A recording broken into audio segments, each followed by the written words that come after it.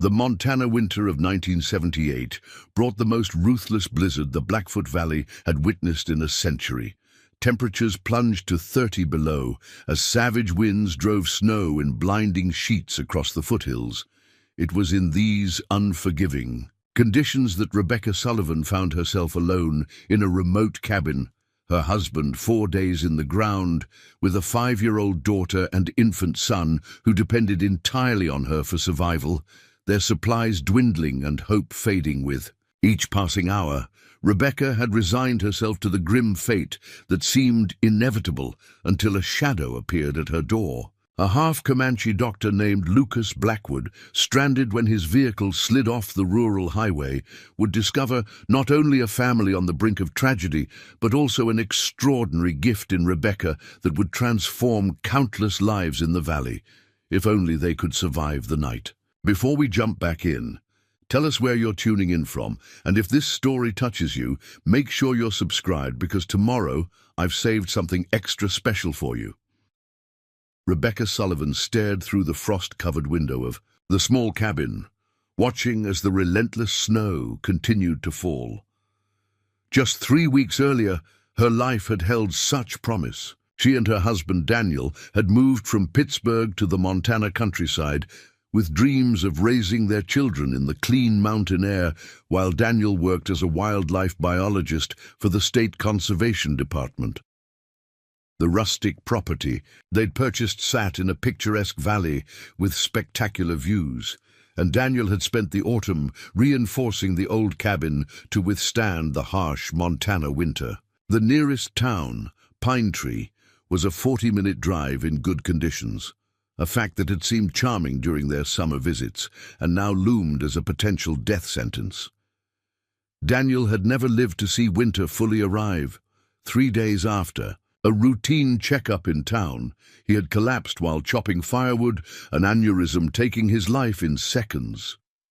Rebecca, still recovering from giving birth to their son Michael just 6 weeks earlier, had found him face down in the snow. By some miracle, she had managed to get his body into their truck and drive the treacherous road to Pine Tree, their 5-year-old daughter Lily confused and frightened in the back seat. The small-town funeral had been a blur, faces of strangers offering condolences to a woman they barely knew. Sheriff Collins had arranged for Daniel to be buried in the town cemetery just as the first flurries began, a storm system that meteorologists were now calling the worst in decades. Rebecca had insisted on returning to the cabin afterward, ignoring the concerned looks from townspeople who suggested she stay until the weather cleared. "We'll be fine," she had told them with a confidence she didn't feel. "We have plenty of supplies." It was only partially a lie. They had enough food for perhaps 2 weeks if she rationed carefully. The generator had fuel for maybe 5 days of intermittent use. The firewood, thankfully, was well stocked, the last gift from her husband. Now, 4 days after the funeral, the storm had intensified beyond anything the forecasters had predicted. The power lines had gone down the previous evening, leaving the generator as their only source of electricity. Cell service, spotty at best in the valley, had disappeared completely. The satellite phone Daniel used for his work had died when Rebecca couldn't find the backup battery pack. "Mommy?" Lily's small voice pulled Rebecca from her dark thoughts. "I'm hungry." Rebecca forced a smile, turning away from the window. "I know, sweetheart. Let's find something good for lunch, okay?" Lily nodded, her thin face solemn beneath a mop of unruly brown curls. She had her father's eyes, deep blue and thoughtful. Rebecca had caught her daughter staring at Daniel's empty chair during breakfast, but the child had asked no questions. At 5, Lily seemed to understand more than Rebecca could explain. "Can we have the dinosaur soup?" Lily asked, referring to the canned pasta shapes she loved. Rebecca hesitated. The dinosaur soup was one of their few ready-to-eat meals that didn't require cooking. She had been saving it for an emergency. Then again, what was this if not an emergency? "Sure, baby. Dinosaur soup sounds perfect." As Rebecca moved to the small kitchen area, baby Michael began to fuss in his makeshift bassinet. a drawer padded with blankets that sat on the kitchen table. Daniel had planned to build a proper crib, but time had run out. Rebecca lifted her son, cradling him against her shoulder as she opened the cupboard with her free hand. 8 cans of food remained, including the dinosaur soup. Some pasta, a half-empty bag of rice, a few potatoes, sprouting eyes, and 3 onions completed their non-perishable food supply. The refrigerator held milk that would spoil when the generator died, some eggs, butter, and a package of bacon Rebecca had been saving. Outside, the wind howled with renewed fury, rattling the windows in their frames. Rebecca tried not to think about the temperature forecast she'd heard before losing radio contact, 30 below, with the wind chill possibly dropping further. "Lily, can you be my special helper and get the blanket from your bed? The thick one Grandma made?"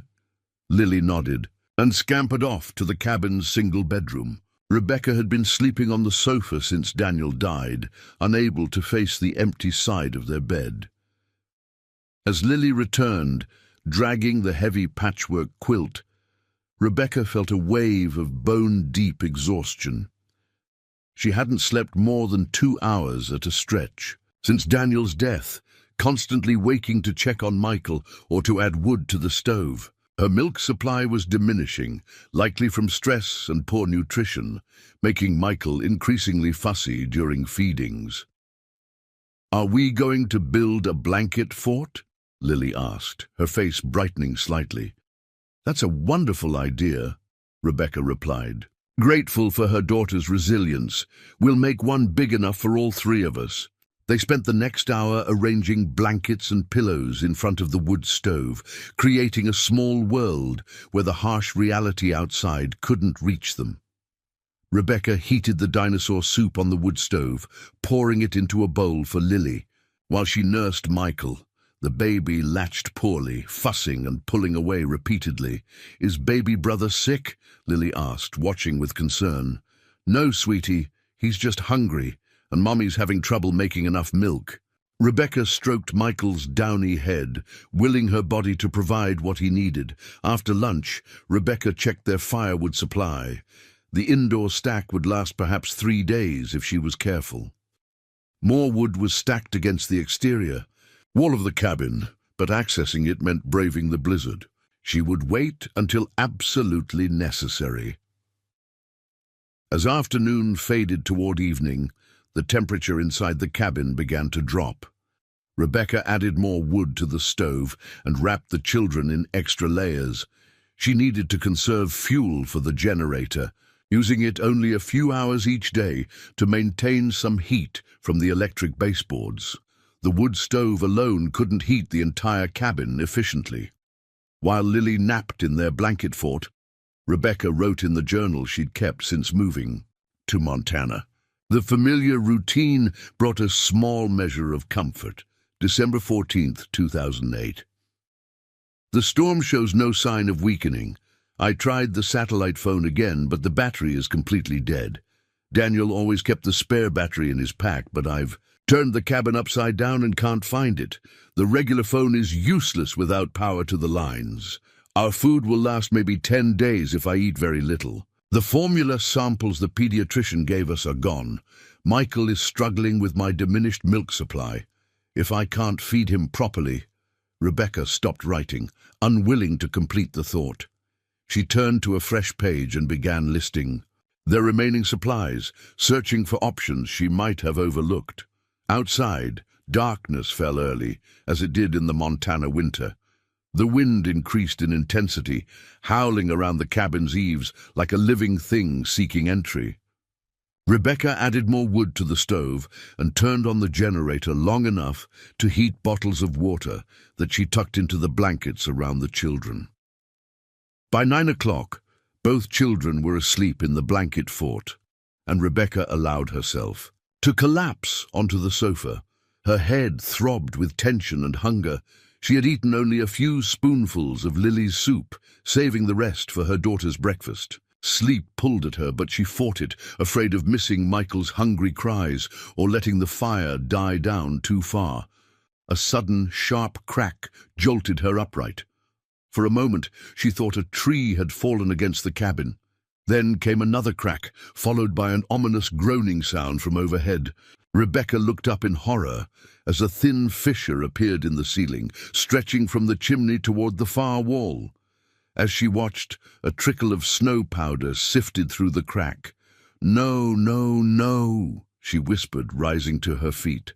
The weight of accumulated snow was stressing the roof Daniel had promised to reinforce with additional supports, but hadn't completed before his death. Rebecca grabbed a broom and tried to push against the ceiling, but the crack widened slightly with an audible groan.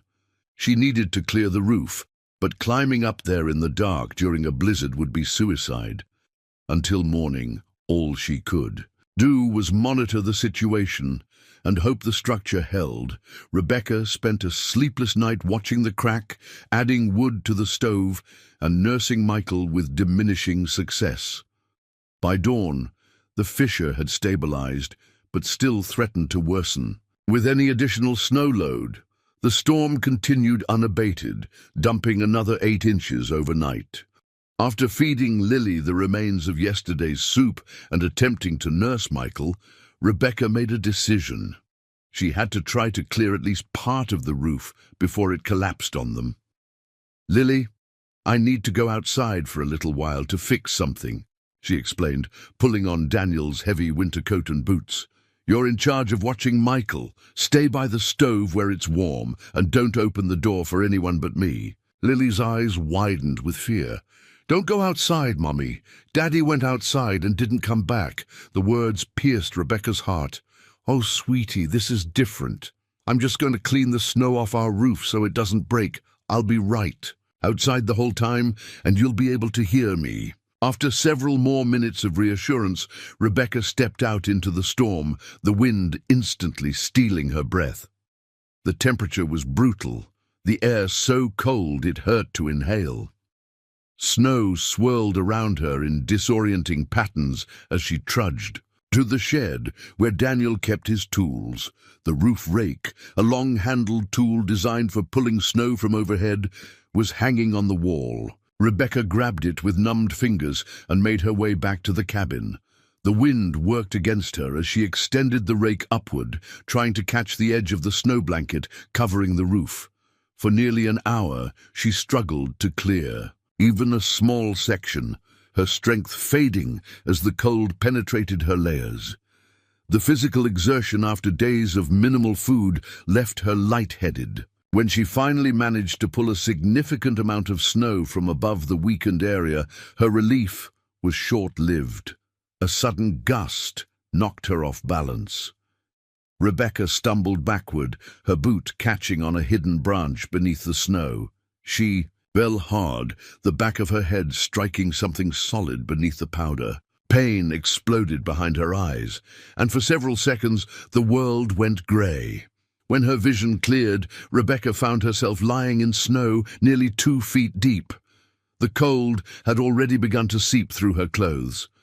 With enormous effort, she pushed herself up, fighting waves of nausea and dizziness. Her gloved hand came away from her head, stained with blood. Somehow, she staggered back to the cabin door, the roof rake forgotten in the snow. Inside, Lily's face crumpled at the sight of her mother. "You're hurt," she whimpered. "It's just a little cut," Rebecca lied, dropping onto the sofa as the room spun around her. "Mommy needs to rest for a minute." The next few hours passed in a haze of pain and encroaching despair. Rebecca drifted in and out of consciousness, rousing herself when Michael cried or when Lily shook her with increasing desperation. She knew she had a concussion, possibly a serious one, but there was nothing to be done, no way to call for help, no way to reach town. By late afternoon, Rebecca's condition had deteriorated. She could barely stand without vomiting, and her vision occasionally doubled. The children were hungry, Michael frantically so, and the fire was burning low. With trembling hands, she tried to spoon-feed the baby some water mixed with the last of the powdered milk they had for coffee. He refused it, screaming with hunger. Lily had retreated to the blanket fort, emerging occasionally to add wood to the stove, as Rebecca had taught her. "Mommy, please don't be sick," she pleaded, her small face tight with fear. "I'm trying, baby," Rebecca whispered, tears sliding down her cheeks. The awful truth was settling over her. Without help, her children would die here. She couldn't feed them. Soon she wouldn't be able to keep them warm. The satellite phone remained stubbornly dead, and the storm showing no signs of relenting. As darkness fell again, Rebecca gathered her remaining strength and pulled her children into the blanket fort with her. If these were to be their final hours, they would spend them together, holding each other against the encroaching cold.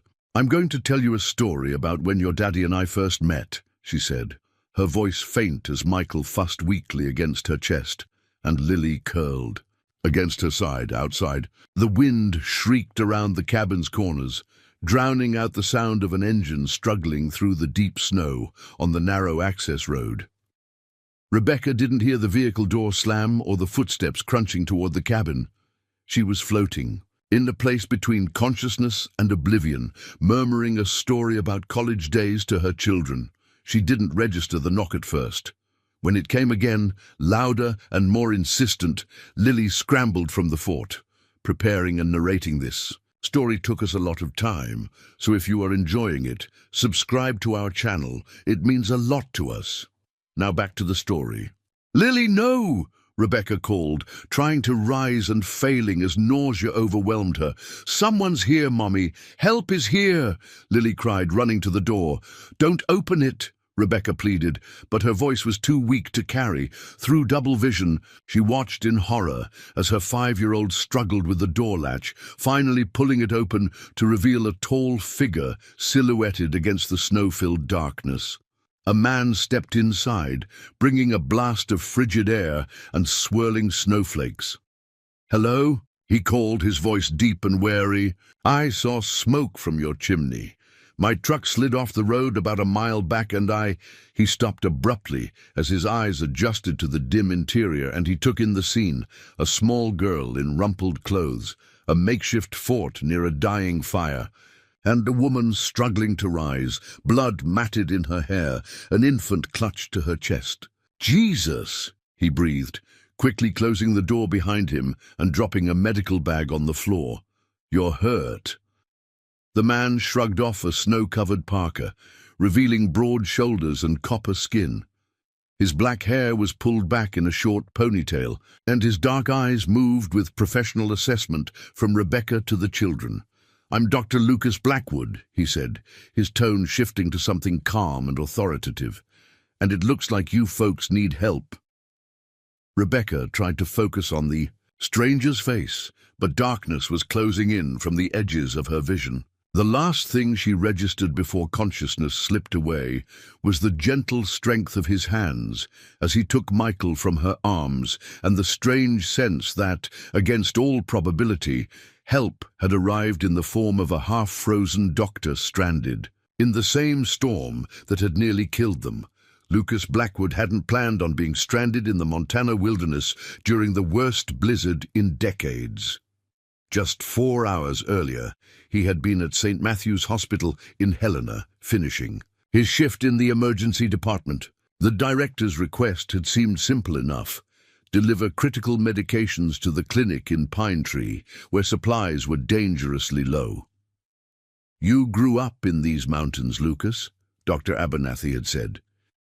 "If anyone can make the drive safely, it's you." That vote of confidence now seemed like cosmic irony as Lucas assessed the dire situation before him. The woman, Rebecca, according to the 5-year-old girl who'd introduced herself as Lily, had passed out cold. Her pupils were uneven when Lucas checked them with the penlight from his medical bag, a clear sign of the concussion he'd already suspected from the blood in her hair and her disoriented state. The infant boy, Michael, Lily had informed him, solemnly, was severely dehydrated and showing early signs of hypothermia. His cries were weak, his skin cool to the touch, his fontanelle noticeably sunken. Lucas worked methodically, the way he'd been trained. First priorities: warmth and medical. Assessment. He stoked the dying fire, adding the last pieces of indoor firewood until the stove glowed with renewed heat. Then he moved Rebecca to the couch, elevating her head slightly and covering her with a thick quilt. "Lily, I need your help," he said, keeping his voice calm for the frightened child. "Can you show me where your mom keeps clean towels and any first aid supplies?" The little girl nodded, seemingly relieved to have an adult taking charge. She led him to a small bathroom where Lucas found a basic first aid kit. Not much, but better than nothing. "Good job," he told her. "Now, is there any infant formula for your brother?" Lily's face fell. "It's all gone. Mommy tried to feed him, but her milk doesn't work right anymore." Lucas understood the situation immediately. The stress, likely combined with poor nutrition, had compromised the mother's milk supply. The baby was starving. "Okay, let me check what I have." Lucas returned to his medical bag and rifled through its contents. The medication delivery to Pine Tree had been his official mission, but his years working on reservations and in underserved areas had taught him to travel prepared. From the depths of his bag, he pulled out 2 small ready-to-feed formula bottles, samples he kept for emergencies. They wouldn't last long, but they might buy the infant some crucial hours. Lucas warmed 1 bottle using body heat, then gathered Michael into his arms. The baby latched onto the nipple with desperate energy, gulping the formula. Slowly, little. Lucas murmured, periodically pulling the bottle back to prevent the infant from choking or vomiting. As the baby fed, Lucas turned his attention to Lily. "When was the last time you ate, sweetie?" "Lunch yesterday," she replied, watching her brother with worried eyes. "We had dinosaur soup." Lucas felt a constriction in his chest. These children had been steadily starving while the storm raged.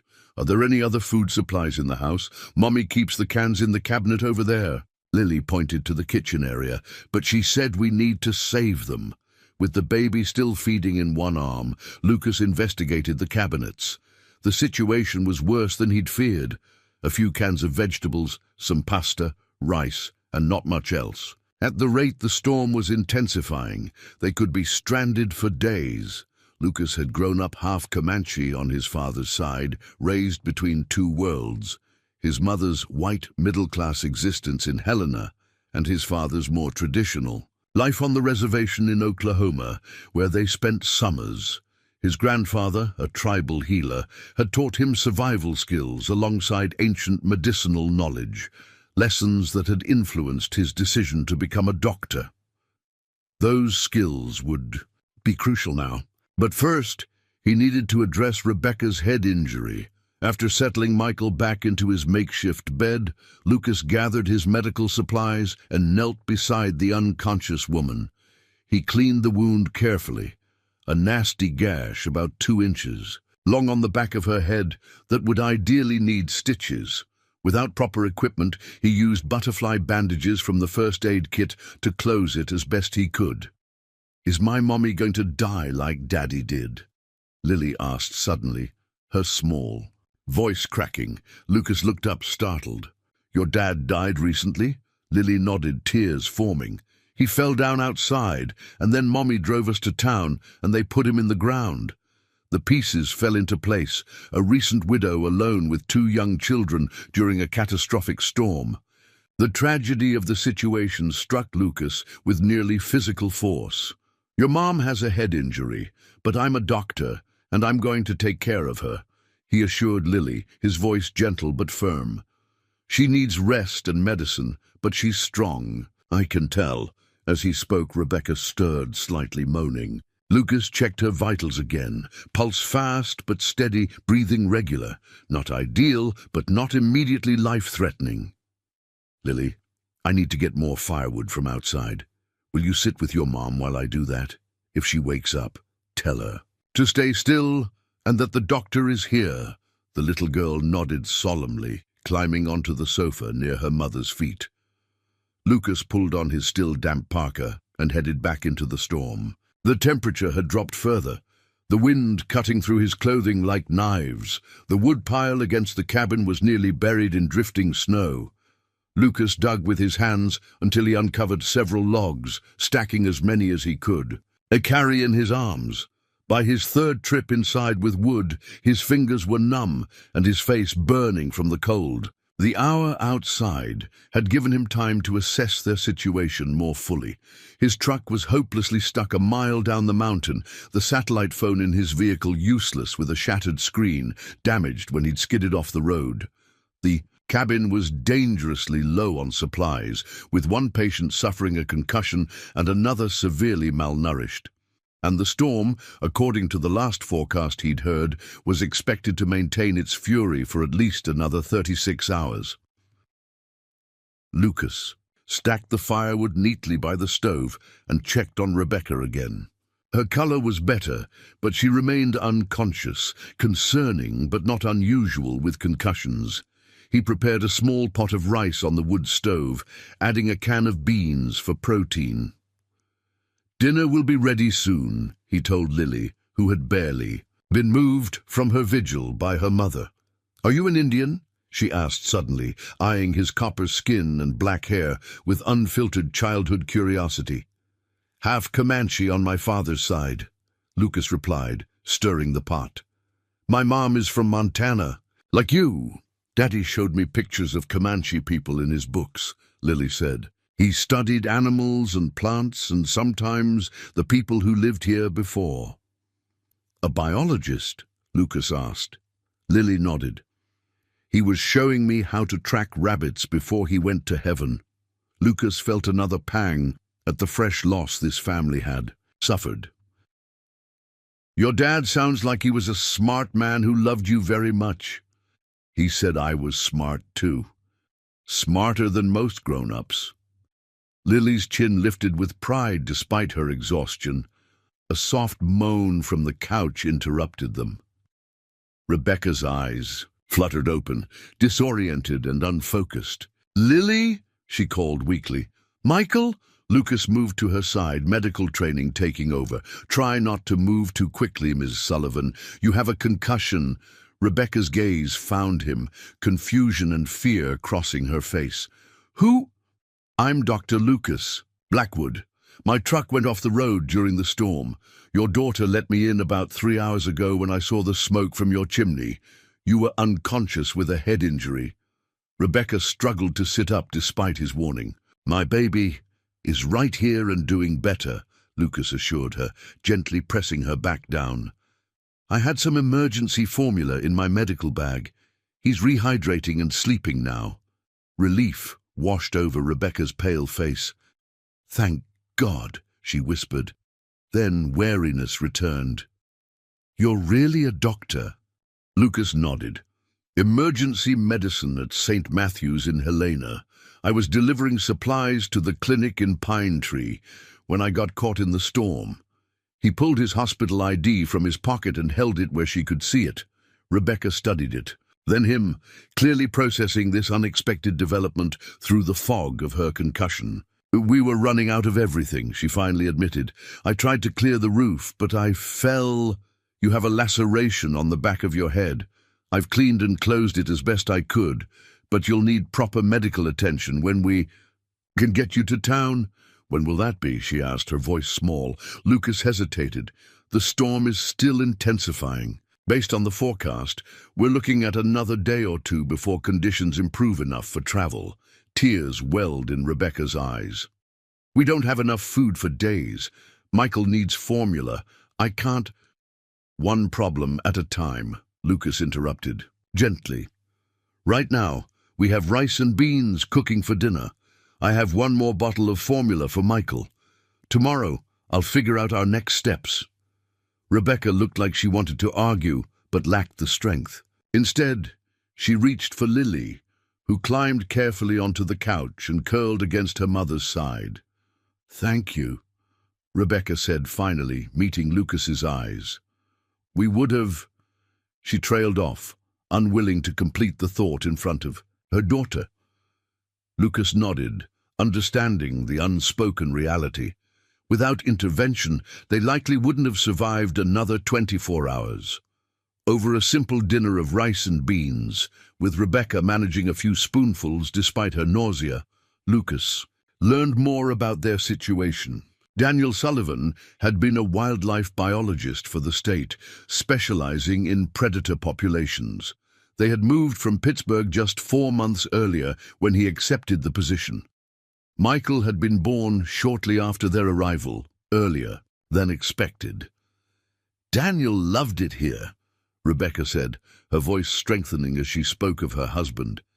"He was so excited to raise the kids in this environment, to teach them about nature firsthand." "It must have been a difficult transition for you," Lucas observed, noting how she referred to Montana as here rather than home. Rebecca's eyes clouded. "I was doing it for him, for them." She glanced at her children. "I'm a pharmacist by training, but there weren't any positions available nearby. The plan was for me to stay home with the kids until Michael was older, then look for work in Pine Tree or commute to Helena." As she spoke, Lucas noticed something interesting. Despite her concussion and exhaustion, Rebecca spoke with precision about medications when discussing her profession. Her knowledge seemed extensive, beyond what he typically encountered in pharmacists. "Traditional or compound pharmacy?" he asked. "Compound," she replied. "I specialized in alternative delivery methods for patients who couldn't tolerate standard formulations." There was a brief flash of passion in her eyes that quickly faded. "But that feels like another lifetime now." The conversation paused as Michael began to cry. Rebecca moved to stand, but Lucas gestured for her to remain seated. "I've got him. You need to rest." He retrieved the fussing infant and checked his diaper. "Looks like someone needs a change." Rebecca directed him to their dwindling supply of diapers. As Lucas efficiently changed the baby, a skill he'd developed during pediatric rotations, he continued their conversation. "The nearest hospital is in Helena." Rebecca nodded. "Daniel had a doctor in Pine Tree, but serious cases go to Helena." Her expression darkened. "That's where they told me nothing could have been done for him. The aneurysm was catastrophic." Lucas nodded sympathetically as he redressed Michael. "I'm sorry for your loss, truly." He hesitated, then added, "My father died unexpectedly when I was in medical school. Heart attack while hunting. One day he was there, the next, gone," Rebecca finished quietly, "leaving a hole that can't be filled." Their eyes met in shared understanding, a moment of connection that transcended their brief acquaintance. Lucas felt an unexpected tug of empathy for this woman, who was fighting so hard to keep her family alive despite overwhelming odds. The moment broke when Lily yawned dramatically, reminding them of more immediate concerns. "Bedtime for you, I think," Rebecca said, smoothing her daughter's tangled hair. "But where will Dr. Lucas sleep?" Lily asked. It was a practical question they hadn't addressed. The cabin was small, 1 bedroom, the main living area, a tiny bathroom, and a mudroom entrance. "I'll be fine on the floor by the stove," Lucas assured them. "I've slept in far worse conditions during my residency." After settling Lily in the bedroom, Lucas helped Rebecca move to the other side of the bed. "You need proper rest," he insisted when she protested. "I'll look after Michael and wake you every few hours to check your concussion." Once the children and Rebecca were asleep, Lucas took stock of their situation. The storm continued unabated, rattling the windows and driving snow against the cabin in audible waves. The crack in the ceiling appeared stable for now, but he made a mental note to check the roof load when daylight returned. Their most pressing concern was supplies. The last bottle of formula would barely get Michael through the night. They had food for perhaps 2 days if strictly rationed. The firewood would last longer thanks to his earlier efforts, but they needed to conserve it carefully. Lucas sat by the stove, feeding small pieces of wood into the flames while Michael slept in his makeshift bed nearby. His medical training had prepared him for emergencies, but usually within the controlled environment of a hospital with equipment and resources at his disposal. Here, he was limited to his medical bag and whatever the cabin contained. As a half Comanche physician, Lucas had always existed between worlds, respected for his medical expertise in one sphere and for his heritage in another. His grandfather had recognized this duality in him early, cultivating both his interest in traditional healing and his aptitude for modern medicine. Two paths of healing, his grandfather had told him, different trails to the same destination. Those words came back to him now, as he considered the challenges facing this small family. Western medicine had its limitations in their current situation. Perhaps some of his grandfather's wisdom might prove useful. In the flickering light of the stove, Lucas opened his medical bag again, searching through the side pocket where he kept a small leather pouch. Inside were various herbs and roots his grandfather had taught him to use, remedies trusted by the Comanche for generations. Among them was a bitter root that, when steeped in hot water, could help increase milk production in nursing mothers. Lucas had seen it work effectively when he'd volunteered at a remote clinic on the reservation. It wasn't in any medical textbooks, but he'd witnessed results firsthand. Tomorrow, he would suggest it to Rebecca if she was open to the idea. It might help address their most critical shortage, food for the infant, while buying them time until rescue became possible. Lucas added another log to the fire and settled back against the wall, preparing for a long night of monitoring his patience. Outside, the blizzard's fury reached new heights, but within the cabin, a fragile sense of hope had taken root. They had survived the first critical hours. Now they needed to endure whatever came next, together. As he watched over the sleeping family, Lucas found himself drawn to Rebecca's story in a way that surprised him. Her determination to save her children, despite impossible odds, resonated with something deep within him. There was strength in her that reminded him of the women in his father's family, a quiet, unshakable resilience. Michael stirred, whimpering. Softly, Lucas lifted the infant, cradling him against his chest, as he had done countless times with sick children in the hospital. The baby's breathing was already stronger than when he'd arrived, his skin warmer to the touch. "We'll get through this," Lucas whispered to the night. "All of us." The promise felt both professional and personal, a commitment that extended beyond his Hippocratic oath. Whatever it took, he would not let this family become another tragedy claimed by the merciless Montana winter.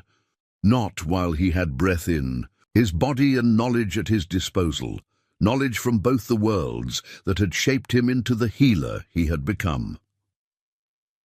Dawn broke with deceptive gentleness, pale light filtering through the frosted windows while the storm momentarily abated. Lucas had spent the night alternating between tending the fire, checking on Michael, and waking Rebecca every few hours to assess her concussion.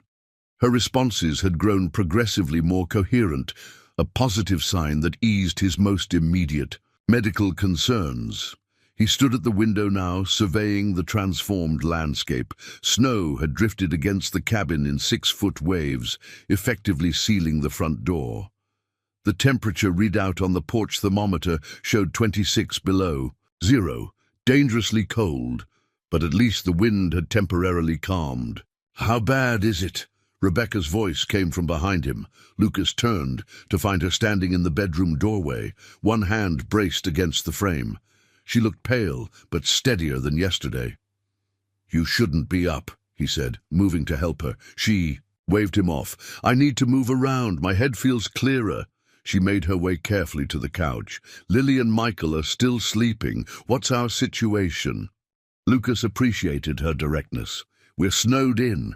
The drifts are blocking the door and probably half the windows. Temperature's well below zero, but the wind has died down for now." He hesitated before delivering the more concerning news. Michael finished the last part of the formula during the night. Fear flashed across Rebecca's face. I tried to nurse him again a few hours ago, but there's almost nothing coming. Lucas took a seat across from her. There might be something. We can try. My grandfather was a Comanche healer. He taught me about certain plants that can help nursing mothers increase their milk supply. Rebecca's expression shifted from skepticism to cautious interest. You mean herbal galactagogues, like fenugreek or blessed thistle? Her immediate understanding and use of scientific terminology surprised him. Yes, exactly. I have a root in my medical bag that works similarly but more effectively in my experience. It's called blue cohosh, she interrupted. When he nodded, she continued, I studied alternative lactation supports during my pharmacy training. There's limited clinical research, but significant anecdotal evidence, particularly from indigenous medical traditions. Lucas found himself reassessing Rebecca Sullivan. Her knowledge was clearly more extensive than he'd initially assumed. I've seen it work, he confirmed. I volunteered at a clinic on the reservation where we combined traditional medicine with conventional approaches. Rebecca seemed to be weighing options they didn't really have. Finally, she nodded. I'll try anything that might help Michael. Lucas retrieved his leather pouch and selected a small piece of dried root. It needs to steep in hot water. The taste is bitter. I usually add honey, but fresh out of honey. Rebecca finished with a wry smile that transformed her face momentarily, hinting at the woman she might have been before tragedy struck. While preparing the tea on the wood stove, Lucas outlined their immediate challenges. Food is our most pressing concern, followed by heating. The generator's running low on fuel, so we should conserve it for emergencies only. Rebecca listened attentively, then surprised him with her response. There's a crawl space under the east side of the cabin. Daniel stored emergency supplies there, military-style MREs, some canned goods.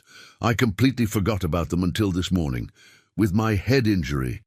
That's excellent news, Lucas said, the tension in his shoulders easing slightly. Do you know how to access it? There's a trap door in the bedroom closet. Daniel insisted on having backup supplies that wouldn't be immediately obvious to looters. His words. He was always preparing for unlikely scenarios. Her voice caught. Except the one that happened. Lucas handed her the tea, which she accepted with a grimace, before taking a careful sip. This tastes like concentrated lawn clippings. That's how you know it's working, Lucas replied with a small smile. Try to finish it all. While Rebecca forced down the bitter tea, Lucas checked on the children. Lily was still sleeping soundly, but Michael was beginning to stir. His color looked better this morning. The dehydration less severe after the formula and the small amounts of milk Rebecca had managed to provide. After changing Michael's diaper, Lucas brought him to Rebecca. Let's see if he'll nurse now. It might take a few hours for the herbs to have any effect, but it can't hurt to try. Rebecca positioned the baby at her breast with practiced movements. Michael latched on, but quickly grew frustrated, pulling away with angry cries. It's not working, Rebecca said, disappointment evident in her voice. Give it time, Lucas advised. Meanwhile, let's explore that crawl space.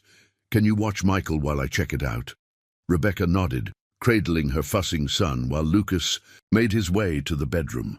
Inside the small closet, he found the trapdoor hidden beneath a rug, just as she had described. It opened to reveal a narrow ladder descending into darkness. Using his penlight, Lucas climbed down into a low-ceilinged space that ran beneath a portion of the cabin. Daniel Sullivan had indeed been prepared. At least a dozen MREs were stacked, in waterproof containers, alongside cans of stew, fruit, and vegetables. A small crate contained extra batteries, candles, and waterproof matches. The discovery transformed their situation from desperate to merely challenging. With careful rationing, they now had food for at least a week. The storm wouldn't last that long. Eventually, roads would be cleared and help would arrive. When Lucas emerged from the crawl space with his arms full of supplies, he found Lily awake and sitting beside her mother. "Look what Dr. Lucas found," Rebecca was explaining. "Daddy's special food that he hid for emergencies." Lily's eyes widened. "Like treasure?" "Exactly like treasure," Lucas confirmed, setting his load on the kitchen counter. "And look what else. I found—" He held up a chocolate protein bar. "I think this counts as breakfast dessert, don't you?" Lily's face lit up, the first genuine smile he'd seen from her. The simple joy of a child given an unexpected treat pierced something in Lucas, reminding him of how resilience could coexist with trauma, especially in the young. They prepared a breakfast of rehydrated eggs from an MRE, supplemented with canned peaches. The meal was far from gourmet, but after days of near starvation, it seemed like a feast to Rebecca and Lily. As they ate, Lucas observed the family dynamics. Despite her own weaknesses, Rebecca maintained a calm, reassuring presence for Lily, answering questions honestly but age-appropriately. The little girl clearly adored her mother, watching her for cues on how to respond to their situation. "My daddy was smart to hide food," Lily declared between bites of peaches.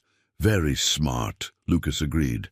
"He was taking good care of you, even when he couldn't be here." Rebecca's eyes glistened at this, but she blinked rapidly and changed the subject. "Dr. Blackwood, what brought you to Montana? You mentioned your mother is from here, but your father was Comanche from Oklahoma?" Lucas recognized her deflection, but followed her lead. "My parents met when my father came to Montana State University on a wrestling scholarship. My mother was studying nursing. They were an unlikely match. He was from the reservation. She was from an old Helena family." "Were their families supportive?" Rebecca asked. Lucas laughed softly. "Not initially. My maternal grandfather threatened to disown my mother, but she was stubborn. They eloped and moved to Oklahoma after graduation. Yet, you ended up back in Montana. After my father died, my mother wanted to be closer to her family. I was already in medical school by then. I did my residency at the University of Washington, then took the position at St. Matthew's." Lucas paused, remembering. "My father's family understood. They believe the spirit guides you where you need to be." "And do you believe that?" Rebecca asked, her expression thoughtful. The question was more complex than it appeared on the surface.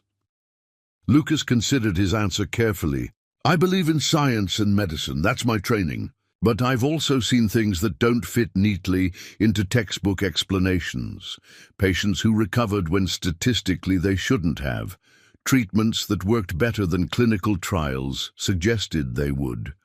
The art versus the science of medicine," Rebecca offered. "Exactly. My grandfather would say there are many paths to healing, and wisdom comes from recognizing which path each person needs." Their philosophical discussion was interrupted when Michael began crying again, hungry cries that tore at Rebecca's heart. She lifted her shirt to try nursing him once more, and this time, to everyone's surprise, the baby latched on and began to feed. "It's working," she whispered, looking up at Lucas with wonder. "The tea," he confirmed, "though usually it takes longer. You must have been very responsive to it." Rebecca stroked Michael's head as he nursed. "When I was studying compound pharmaceuticals, I researched bioavailability rates among different genetic populations. Some people metabolize certain compounds more efficiently than others." "Fascinating field," Lucas commented. "What drew you to compound pharmacy specifically?" A shadow crossed Rebecca's face. "My mother had severe medication sensitivities. Standard formulations caused intolerable side effects. I watched her suffer for years before a compound pharmacist finally created versions she could tolerate." She paused. "I wanted to do that for others." As Michael continued nursing, Lucas checked on their firewood supply. "We should be set for heat for another 2 or 3 days, but I'd like to bring in more if the storm breaks long enough." The shed has more splitting tools, Rebecca offered. There are fallen logs behind it that Daniel had been processing gradually. Their conversation continued throughout the morning, an exchange of personal histories that helped fill the isolated hours. Lucas learned that Rebecca had grown up in Pittsburgh, the only child of academic parents. Her father taught economics at Carnegie Mellon, her mother European literature. Both had died before Lily was born, her father from cancer, her mother from complications of the multiple sclerosis that had prompted Rebecca's interest in compound pharmaceuticals. Daniel was my anchor after they died, she admitted. We met in college. He was the teaching assistant in my required biology course. I was terrible at it, and he spent hours helping me understand cellular respiration. From tutoring to romance? Lucas asked with a small smile. It took him 3 months to work up the courage to ask me out, Rebecca recalled, a brief lightness entering her voice. He was brilliant with wildlife, but awkward with people. Her expression softened with memory.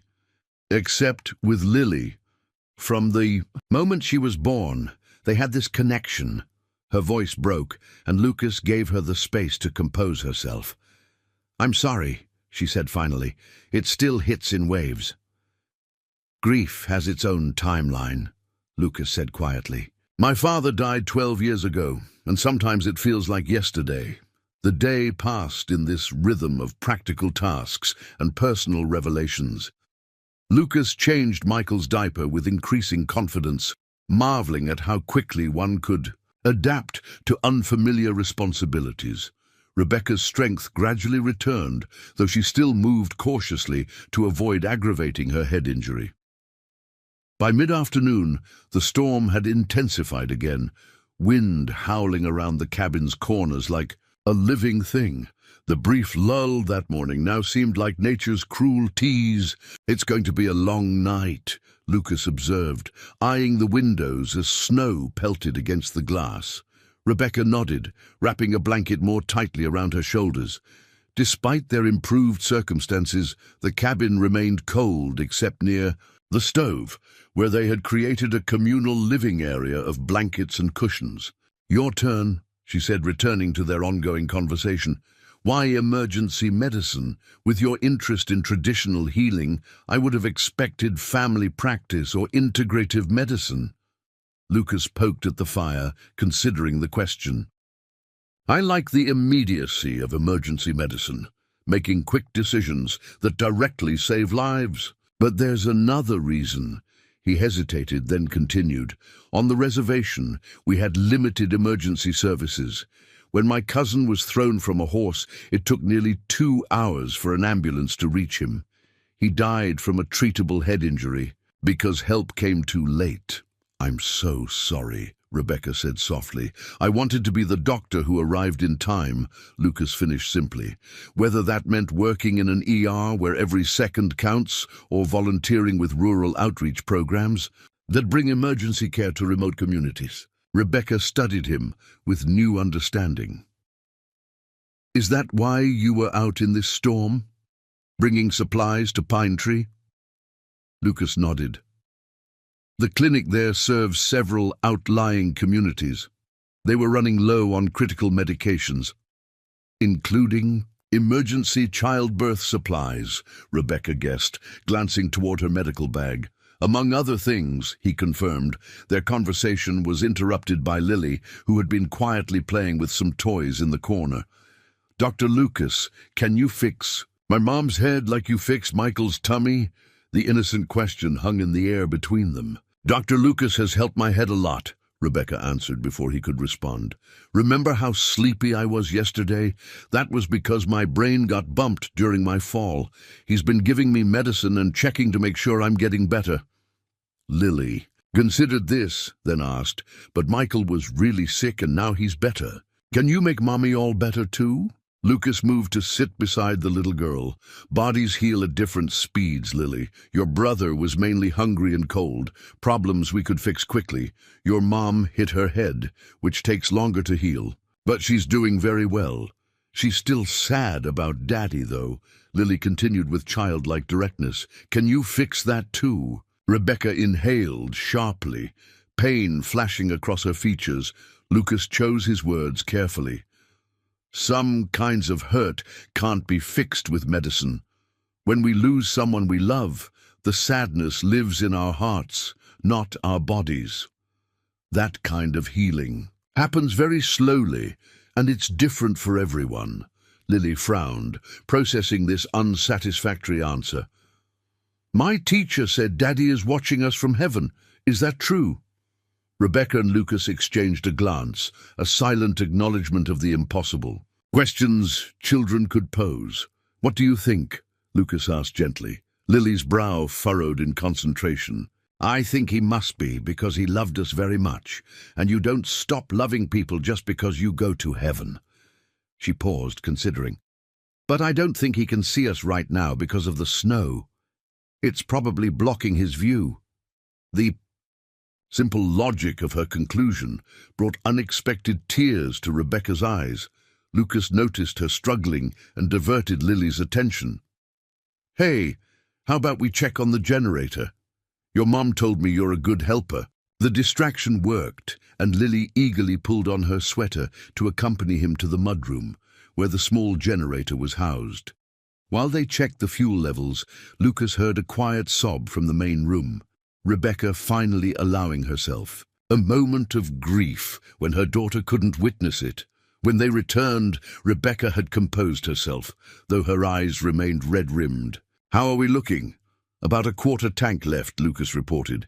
We should be fine if we run it just a few hours a day to keep the pipes from freezing. As evening approached, Lucas stepped outside briefly to gauge the weather.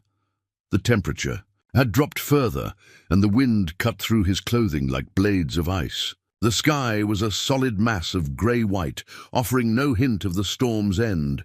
Their situation remained precarious, despite the found supplies. If the extreme cold continued too long, pipes could freeze and burst, and the structural integrity of the cabin would be at risk from snow loads and thermal stresses. Back inside, Lucas found Rebecca attempting to nurse Michael again. To her evident relief, the baby latched on eagerly, feeding with growing strength. The tea is definitely working, she said with wonder. I can actually feel the difference, Lucas smiled. My grandfather would be pleased. He always said Western medicine treats the body, while traditional medicine remembers the connection between body and spirit. What would he make of a pharmacist? Using Comanche remedies? Rebecca asked with a hint of humor. He'd say knowledge belongs to those who respect it, regardless of where they were born. Lucas hesitated, then added, he believed in unlikely connections, that sometimes people from different worlds are brought together for purposes greater than they understand. The implication of his words hung between them as night fell over the isolated cabin. Outside, the blizzard raged unchecked, while inside, 4 people from vastly different backgrounds had formed an unexpected bond in the face of mortality. A doctor with feet in 2 worlds, a widowed mother fighting for her children's survival, and 2 young lives whose futures hung in the balance of forces beyond their control.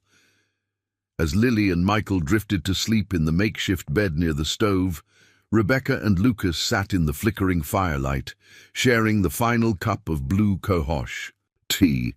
Why did you really move to Montana? Lucas asked quietly. You mentioned doing it for Daniel and the children, but... Rebecca stared into the flames for a long moment before answering. I thought I could outrun grief. My parents, my career aspirations, the life I had pictured for myself, all of it changed or disappeared within a few years. Daniel represented stability, a fresh start, she sighed. But you can't outrun who you are or what you've lost. It follows you, even to the mountains. And who are you, Rebecca Sullivan? Lucas asked, his voice gentle. Beyond wife, mother, pharmacist. Who is the woman at the core? The question seemed to startle her. I don't know anymore, she admitted with raw honesty. I've been defined by others for so long. Daughter, student, wife, mother. When Daniel died, it was like the last piece of my identity went with him. She looked up, meeting his gaze directly. Who am I now? A widow with 2 children stranded in a storm, dependent on the kindness of a stranger. I see more than that, Lucas said quietly. I see a woman of extraordinary resilience and intelligence, someone who understands both science and compassion. A mother who would die protecting her children, yes, but also a healer in her own right. Rebecca's eyes widened slightly at his perception.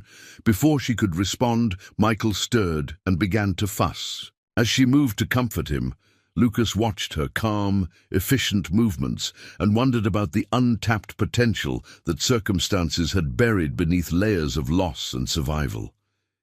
He hadn't expected to find such a kindred spirit in this isolated cabin, someone who understood both the science of healing and its deeper purpose. Whatever happened when the storm finally broke, Lucas knew that his path had irrevocably crossed with Rebecca Sullivan's, and like his grandfather might say, such crossings were rarely accidents of fate. The blizzard's fury reached its peak during the night, wind shrieking around the cabin like a living entity intent on finding entry. Lucas maintained his vigil by the stove, feeding the fire and checking on his makeshift family every hour. Rebecca's concussion symptoms had improved dramatically, allowing her proper rest for the first time since his arrival. Near dawn, he dozed off briefly, only to be awakened by a small hand on his shoulder. "Dr. Lucas," Lily whispered, her face pale in the dying firelight. "Something's wrong with Michael." Lucas was instantly alert, following the little girl to where Michael lay beside Rebecca. The infant's breathing seemed labored, his tiny chest rising and falling concerning irregularity. Lucas's medical training took over as he gently lifted the baby, careful not to wake Rebecca. Michael's skin felt hot against his hands. Too hot. Using his penlight, Lucas examined the infant's eyes, ears, and throat. The baby's gums appeared, inflamed, and when Lucas pressed gently on the lymph nodes beneath Michael's jaw, the infant whimpered. "What is it?" Lily asked, watching with solemn eyes. "He has a fever," Lucas explained quietly. "Probably an infection. Let's let your mum sleep a little longer while I take care of him." Lucas carried Michael to the kitchen area, where he dampened a clean cloth with cool water and applied it to the baby's forehead. His mind raced through the limited options. He had basic antibiotics in his medical bag, but dosing an infant properly without the ability to run tests would be challenging and potentially dangerous.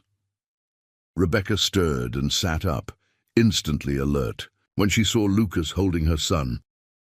"What's happened?"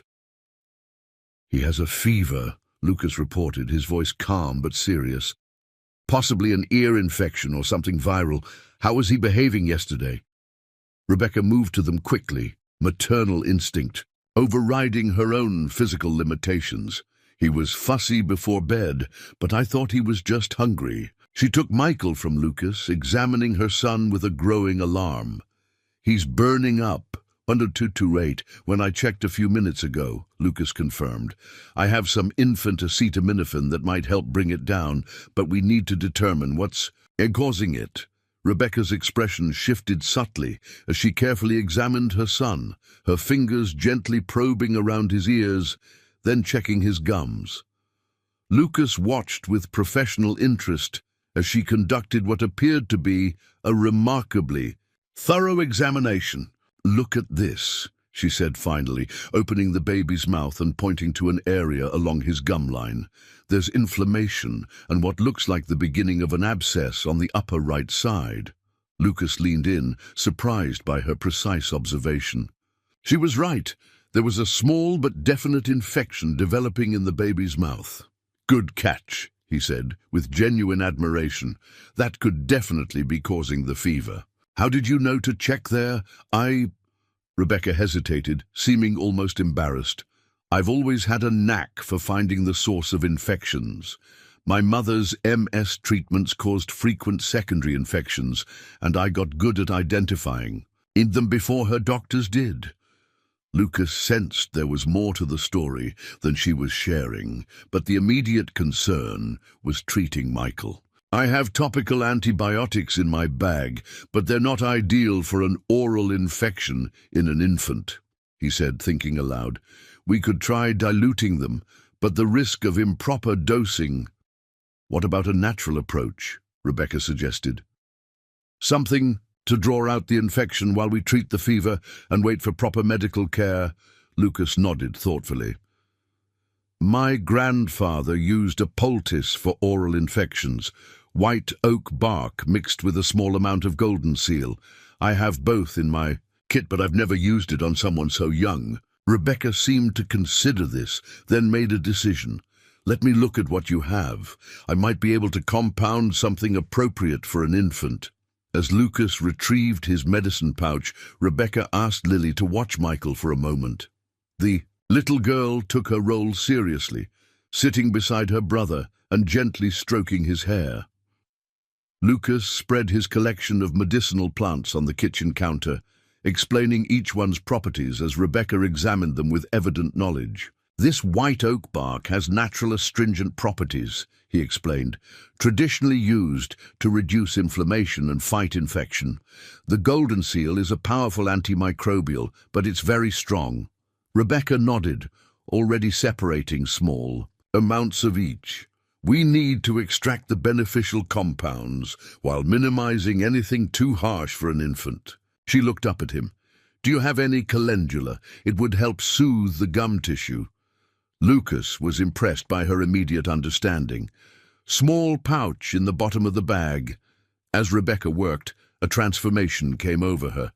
The uncertainty and grief that had clouded her features gave way to confident precision. Her hands moved with practiced efficiency, measuring tiny amounts of each herb, then grinding them with a mortar and pestle that Lucas used for his traditional remedies. I'll need to extract these in warm water, then filter out the solid matter, she explained, working as she spoke. Then I can mix the liquid with a bit of the lanolin from your first aid kit to create a salve that will adhere to his gum. That's essentially what my grandfather would have done, Lucas said, watching her work with growing admiration. But you're adding refinements I wouldn't have considered. Rebecca glanced up briefly. Pharmaceutical compounding is about understanding how different elements interact, beneficial compounds, delivery mechanisms, patient-specific factors. The principles apply whether you're working with commercial pharmaceuticals or natural medicines. As she prepared the remedy, Rebecca explained each step with a clarity that revealed her deep understanding of biochemical processes. She adjusted ratios with confidence, explaining how an infant's unique physiology required specific adaptations. The golden seal contains berberine, which has powerful antimicrobial properties but can be too strong for an infant. By balancing it with the tannins in white oak bark and the triterpenoids in calendula, we create a synergistic effect that's both gentler and more effective. Lucas listened, fascinated. Where did you learn all this? This goes well beyond standard pharmacy training. A shadow crossed Rebecca's face. My mother was allergic to most commercial medications.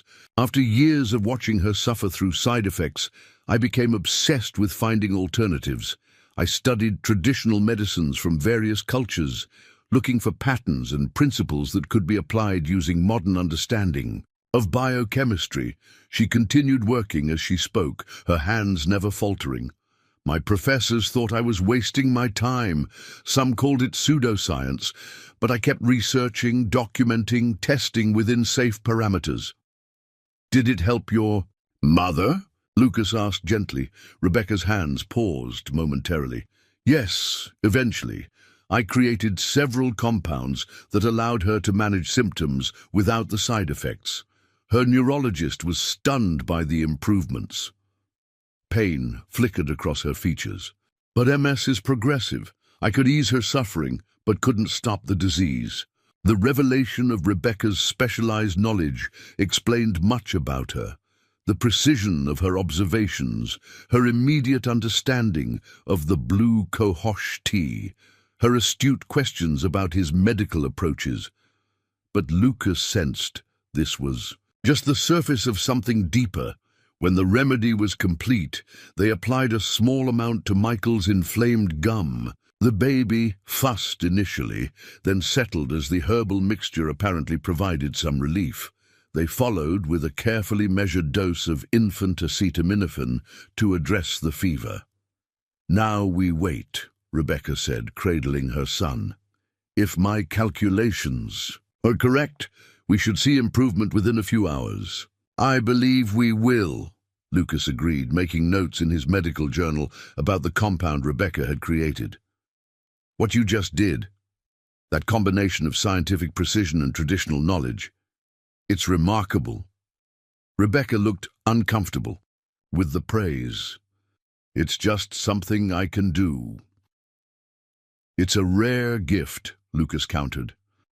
"Most conventionally trained practitioners dismiss traditional remedies without understanding their biochemical foundations, and most traditional healers lack the scientific framework to refine and adapt their remedies for specific patients." "Like your grandfather," Rebecca observed. "He understood the remedies worked, but perhaps not always why they worked."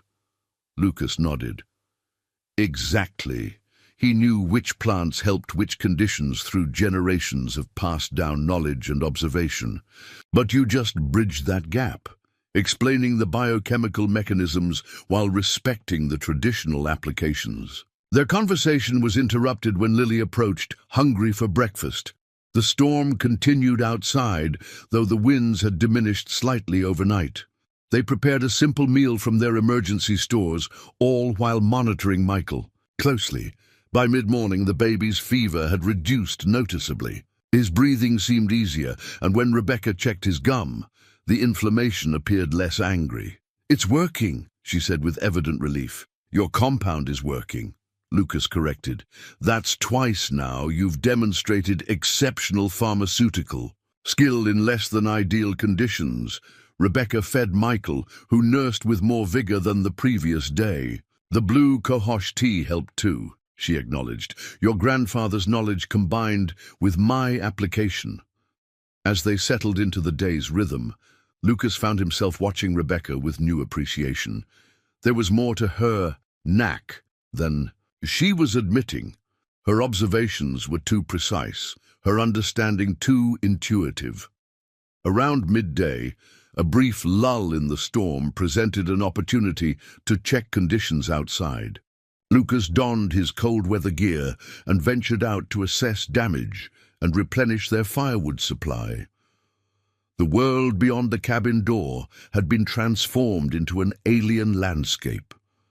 Snow had drifted against the cabin in sculptural waves, some nearly reaching the roofline. The temperature remained bitterly cold, but the wind had died down enough to make outdoor work possible. Lucas spent an hour clearing snow from around the door and windows, then checked the roof. The crack they'd noticed earlier hadn't worsened, but substantial snow load remained. Using branches as makeshift poles, he managed to knock some of the accumulation off the most vulnerable areas. By the time he returned inside, his fingers were numb despite his gloves, and his face burned from cold exposure. Rebecca had prepared hot coffee using their precious fuel supply, a luxury that felt medicinal after his time in the elements. "The radio's working," she informed him as he warmed his hands around the mug. "I caught part of a weather report. They're saying the storm should break by tomorrow afternoon, but roads will remain impassable for at least 2 more days." Lucas nodded, processing this information. "That fits what I'm seeing out there. We're buried in at least 4 feet of snow, with drifts much higher.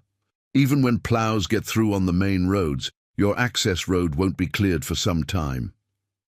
"How's your truck?" Rebecca asked. "Completely buried. I couldn't even see where it was from here." He took another sip of coffee. "How's Michael?" "Better," Rebecca reported with a small smile. "Temperature's nearly normal, and he's sleeping peacefully. The inflammation is visibly reduced. Lily had been quietly playing with a set of wooden blocks, but now she approached them. Is the storm monster going away soon? Lucas smiled at her characterization. Yes, it's getting tired and will go to sleep tomorrow. Then can we go to town? I want to see Miss Carroll at the library. She reads stories with funny voices. Rebecca and Lucas exchanged a glance. Not right away, sweetheart, Rebecca explained. Even when the snow stops falling, the roads will be covered for a while. But Dr. Lucas will help us until we can get to town. Lucas nodded agreement, though he knew the reality was more complicated. His truck was disabled, and they had no way to contact emergency services. Even once the storm ended, they would still be effectively stranded until someone came looking for them, which might happen soon for him, as the hospital would wonder about his failed delivery. But Rebecca and her children had been planning to weather the storm alone. No one might check on them for days. As evening approached, Michael's condition continued to improve, confirming the effectiveness of Rebecca's remedy. Lucas documented every detail in his journal, fascinated by the precise combination she had created. Have you ever considered publishing your methods? He asked, as they prepared dinner. The medical community could benefit enormously from this kind of integrated approach. Rebecca tensed slightly. I tried once, submitted a paper on alternative delivery methods for MS medications incorporating elements of traditional medicine. It was rejected by every journal. One reviewer called it dangerous encouragement of unproven remedies. That's frustratingly narrow-minded, Lucas said, though not surprising. Western medicine struggles to acknowledge anything it didn't originate. Is that why you keep your traditional remedies separate from your hospital practice? Rebecca asked perceptively. Lucas considered her question. Partly.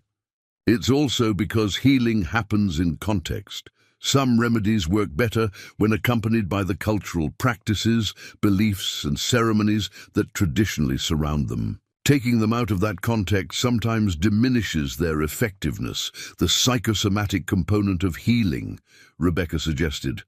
More than that, my grandfather would say it's about treating the whole person, body, mind, and spirit.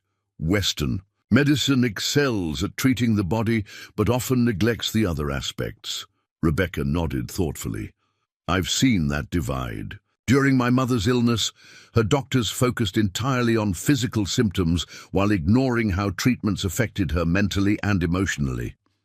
As darkness fell, another frigid night began. They had settled into a functional routine. Lucas, maintaining the fire and monitoring their supplies, Rebecca caring for the children with increasing strength, both adults taking turns sleeping. Near midnight, with Lily and Michael both asleep, Rebecca joined Lucas by the stove. She had been unusually quiet since their earlier conversation about her rejected research. There's something I haven't told you, she said finally, her voice barely audible above the crackling fire, about my abilities. Lucas waited, giving her space to continue at her own pace. It's more than just pharmaceutical knowledge or good observation. Rebecca stared into the flames. Since I was young, I've been able to sense what's wrong in a sick person. Not in some mystical way, but more like seeing patterns others miss. Like with Michael's infection, Lucas prompted gently. She nodded. I can look at someone who's ill and often pinpoint exactly where the problem is originating, even when symptoms seem unrelated or confusing. It's like seeing connections that aren't visible to others. A diagnostic intuition, Lucas suggested. My mother called it my magic touch, Rebecca said with a sad smile. The few times I tried to explain it to medical professionals, they dismissed it as coincidence or suggested I was noticing subtle physical cues subconsciously, but you don't believe that's all it is. Rebecca shook her head. It's more consistent than that, more precise.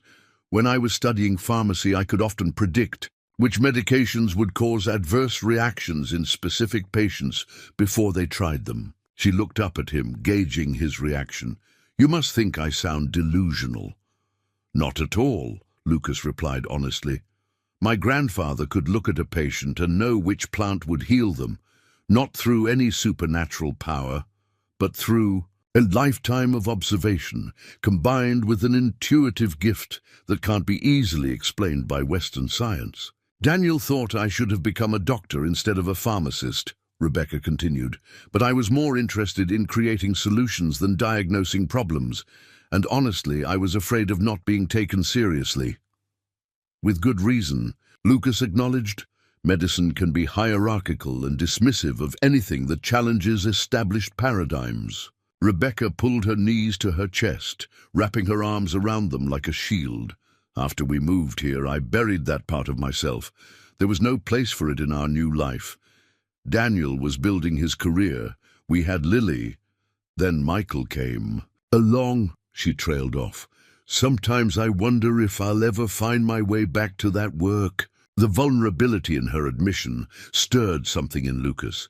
Here was a woman who possessed an extraordinary gift, one that complemented his own training and heritage in unexpected ways. Yet circumstances and conventional thinking had conspired to diminish that gift, pushing it into the shadows. "The world needs healers like you, Rebecca," he said quietly. "People who can bridge different realms of knowledge, who see beyond the obvious to the interconnections. Even if the medical establishment doesn't recognize its value, especially then," Lucas insisted. "My grandfather never sought validation from Western medicine, yet he healed countless people. The system had failed. Your gift may not fit neatly into conventional categories, but that doesn't diminish its importance." For the first time since he'd met her, Rebecca's expression held something beyond grief and determination, a flicker of possibility, of a future where her unique abilities might find purpose again. "If we survive this storm," she said with tentative hope, "maybe there's a way forward I haven't seen yet." Lucas reached out, briefly touching her hand. "We'll survive, and when we do, I'd like to help you explore that path, whatever it might be." The moment between them lingered, charged with unspoken potential, not just for their immediate survival, but for something beyond the storm that neither had anticipated finding in this isolated cabin where loss and chance had brought them together. Outside, the wind began to diminish perceptibly, the first sign that the storm might finally be loosening its grip on the Montana wilderness.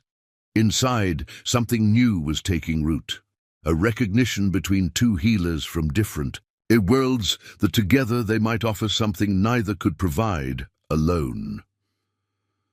Dawn broke on their fourth day together with a startling silence. The constant howl of wind that had formed the backdrop of their existence had finally ceased, leaving an eerie quiet in its wake. Lucas stood at the window, watching as the first rays of sunlight created diamond sparkles across the vast white expanse outside. "It's over," he announced as Rebecca joined him, Michael sleeping peacefully in her arms. "The storm has passed." The sky above was a clear, piercing blue that seemed almost shocking after days of relentless grey. The temperature remained bitterly cold. The thermometer on the porch read 15 below zero, but without wind, the morning held a crystalline beauty that belied the danger of their situation. "What now?" Rebecca asked, her voice both hopeful and uncertain. "Now we assess and plan," Lucas replied, slipping into the pragmatic mode that had served him well in countless emergency situations. "The roads will be impassable for days, but eventually someone will come looking for me when I don't return to Helena. How long might that take? The hospital knows my route and the location of the Pine Tree Clinic. Once the main highways are cleared, they'll send someone. Maybe tomorrow, possibly the day after." Rebecca nodded, processing this information. "So we wait." "We wait," Lucas confirmed, "and prepare." Preparation involved physical labor that Lucas insisted on handling alone, despite Rebecca's protests that her strength had largely returned. He spent hours outside, clearing paths around the cabin, checking the roof for structural damage, and assessing their overall situation. The news wasn't entirely positive. His truck, buried beneath a massive drift a mile down the mountain, was inaccessible without heavy equipment. The cabin's generator had only enough fuel for perhaps one more day of intermittent use. And though the main part of the blizzard had passed, the forecast Lucas had heard on their battery radio warned of another smaller system moving in within 48 hours. Inside, Rebecca focused on inventory and organization, cataloging their remaining supplies while caring for the children. Michael's recovery continued steadily, his fever gone, the gum infection responding well to Rebecca's improvised treatment. Lily had adapted to their strange circumstances with remarkable resilience, treating the whole experience as an adventure now that the immediate crisis had passed.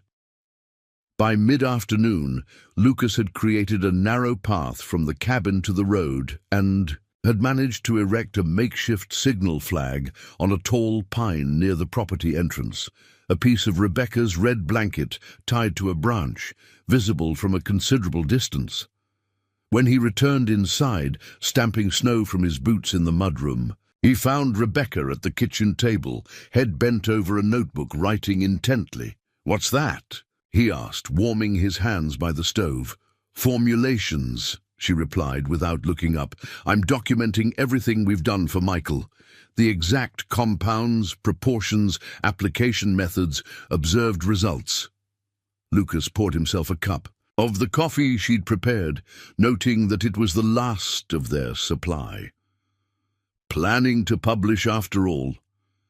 Rebecca finally met his eyes, a new determination in her expression. "Maybe, or at least preserve the knowledge. What we did worked, Lucas. A treatment that combined traditional medicine with modern understanding, adapted specifically for an infant patient." She gestured to where Michael played contentedly on a blanket. "The proof is right there." Lucas sat across from her, studying her animated features. The change in her was remarkable, the grief and desperation of their first meeting tempered now by purpose and focus. "You're good at this," he observed. "Not just the compounding, but the whole process. Observation, diagnosis, treatment formulation." "It feels right," she admitted softly. "For the first time since before we moved here, I feel like I'm doing what I'm meant to do." The moment was interrupted by the crackle of the radio, which had been playing quietly in the background. The local emergency broadcast system announced that road crews had reached the outskirts of Pine Tree and were working to clear access to outlying areas. "They'll reach the main road near your turnoff by tomorrow," Lucas translated, "but your access road isn't on their priority list." Rebecca's expression remained steadier than he might have expected just days earlier. "We have enough supplies to last a few more days. We'll be fine." "We will," Lucas agreed, then hesitated before continuing. "But what happens after that? When will we return to the outside world?" The question hung between them, laden with implications neither had fully articulated. Their connection had formed and deepened in isolation, but the real world waited beyond. The snow-packed roads, a world of practicalities, expectations, and uncertain futures. "I don't know," Rebecca admitted. "Everything's changed." Before Lucas could respond, Lily called from the living area where she'd been playing with wooden blocks. "Someone's coming!" Both adults moved quickly to the window. In the distance, they could make out a figure on snowshoes, laboriously making his way up the newly cleared path toward the cabin. "It's a search party," Lucas said, relief evident in his voice. "Someone found my truck and followed the tracks." As the figure drew closer, Rebecca frowned. "That's not a rescue worker. It's Marshall Taylor, our closest neighbor. The man who approached was in his 60s, heavily bundled against the cold, with a rifle slung across his back, a precaution against predators, Lucas assumed, rather than a threatening gesture. He reached the cabin porch and knocked forcefully. Lucas opened the door, letting in a blast of frigid air, along with their visitor. Marshal Taylor stepped inside, pushing back his hood to reveal a weathered face with suspicious eyes that moved from Lucas to Rebecca and back again. "Thought I'd check on you folks," he said gruffly to Rebecca, barely acknowledging Lucas. "Saw smoke from your chimney and wanted to make sure you and the little ones were all right after that monster storm." "We're fine, Marshal," Rebecca replied. "This is Dr. Lucas Blackwood. His truck went off the road during the storm, and he found us here. We've been helping each other survive." Taylor's gaze sharpened as he took in Lucas more fully, clearly noting his native features. "Doctor, huh? From where exactly?" "St. Matthew's Hospital in Helena," Lucas answered evenly, accustomed to such scrutiny. "Emergency medicine." Taylor grunted non-committally. "Roads are cleared to my place," he informed Rebecca, effectively dismissing Lucas. "Beth sent along some supplies, figuring you might be running low." He unslung a pack from his shoulder, placing it on the table. "Bread. She baked this morning, some canned goods, coffee." "That's incredibly thoughtful," Rebecca said, genuine gratitude in her voice. "Please thank her for us. She also wanted me to tell you that you and the kids are welcome to stay with us until your road gets cleared. We've got plenty of room, and Beth would appreciate the company." Taylor's gaze slid briefly toward Lucas. "No need for you to be stuck out here alone." The implication was clear. Taylor's invitation explicitly excluded Lucas. "That's very kind," Rebecca replied diplomatically, "but I think we're managing well here. The children are settled, and Dr. Blackwood has been monitoring Michael, who had a slight infection."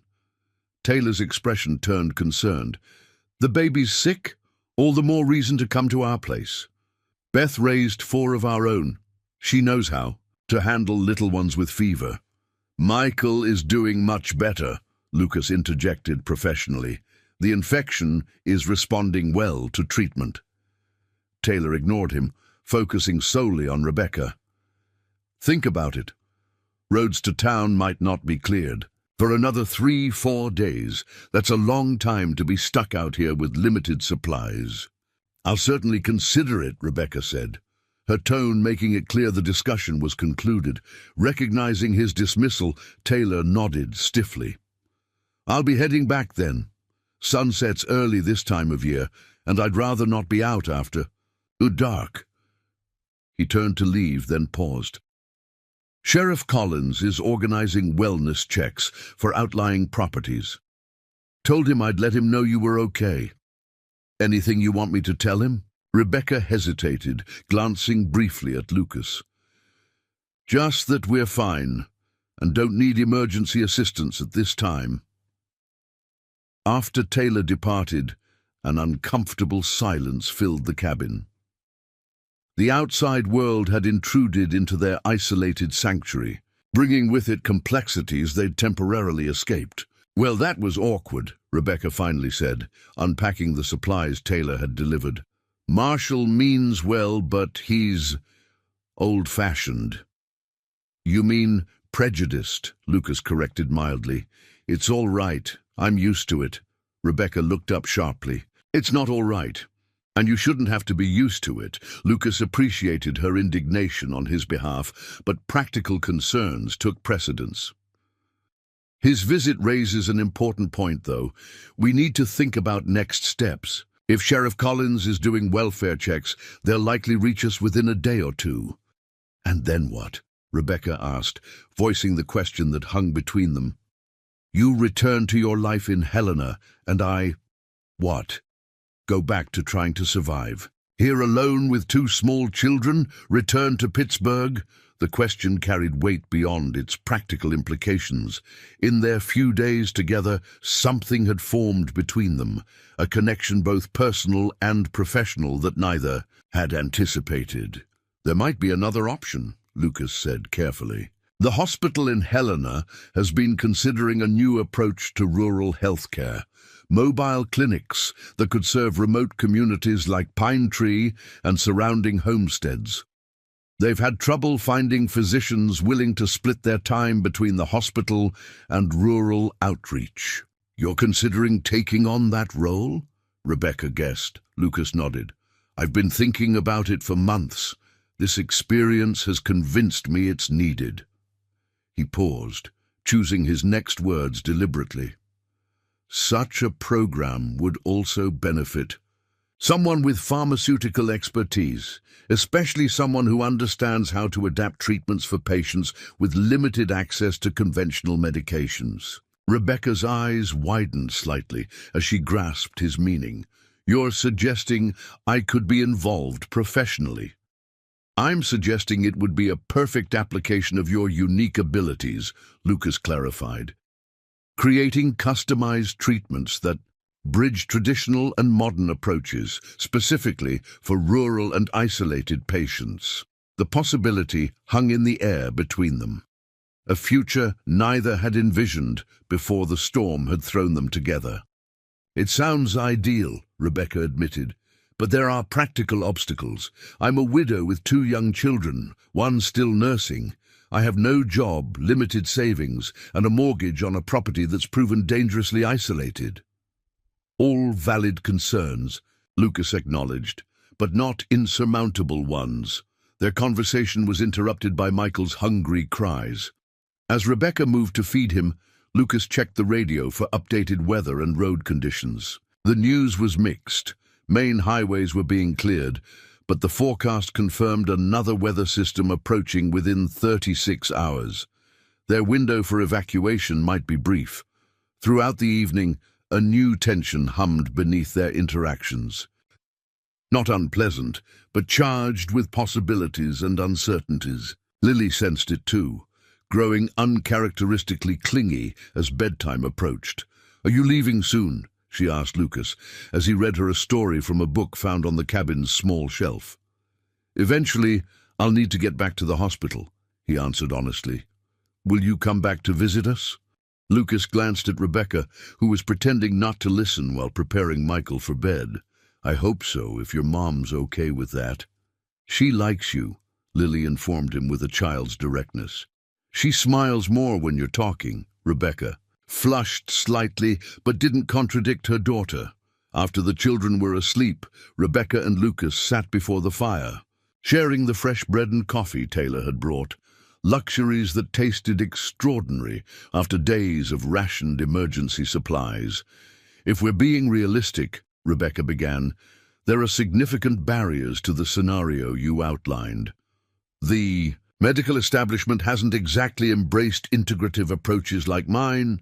True, Lucas acknowledged, but things are changing. Patients are increasingly demanding complementary therapies, and hospitals are beginning to respond, however reluctantly. And then there's the professional issue, she continued. I haven't practiced pharmacy in over 2 years. My license needs renewal and finding childcare in a rural area. One step at a time, Lucas interrupted gently. First, we get through the immediate situation. Then we can explore possibilities. Rebecca studied him across the flickering firelight. Why are you so invested in this? In us? You barely know me. It was a fair question, one Lucas had been asking himself. Part of it is professional. I recognize exceptional talent when I see it, and what you can offer patients is unique. But he hesitated, then continued with honesty.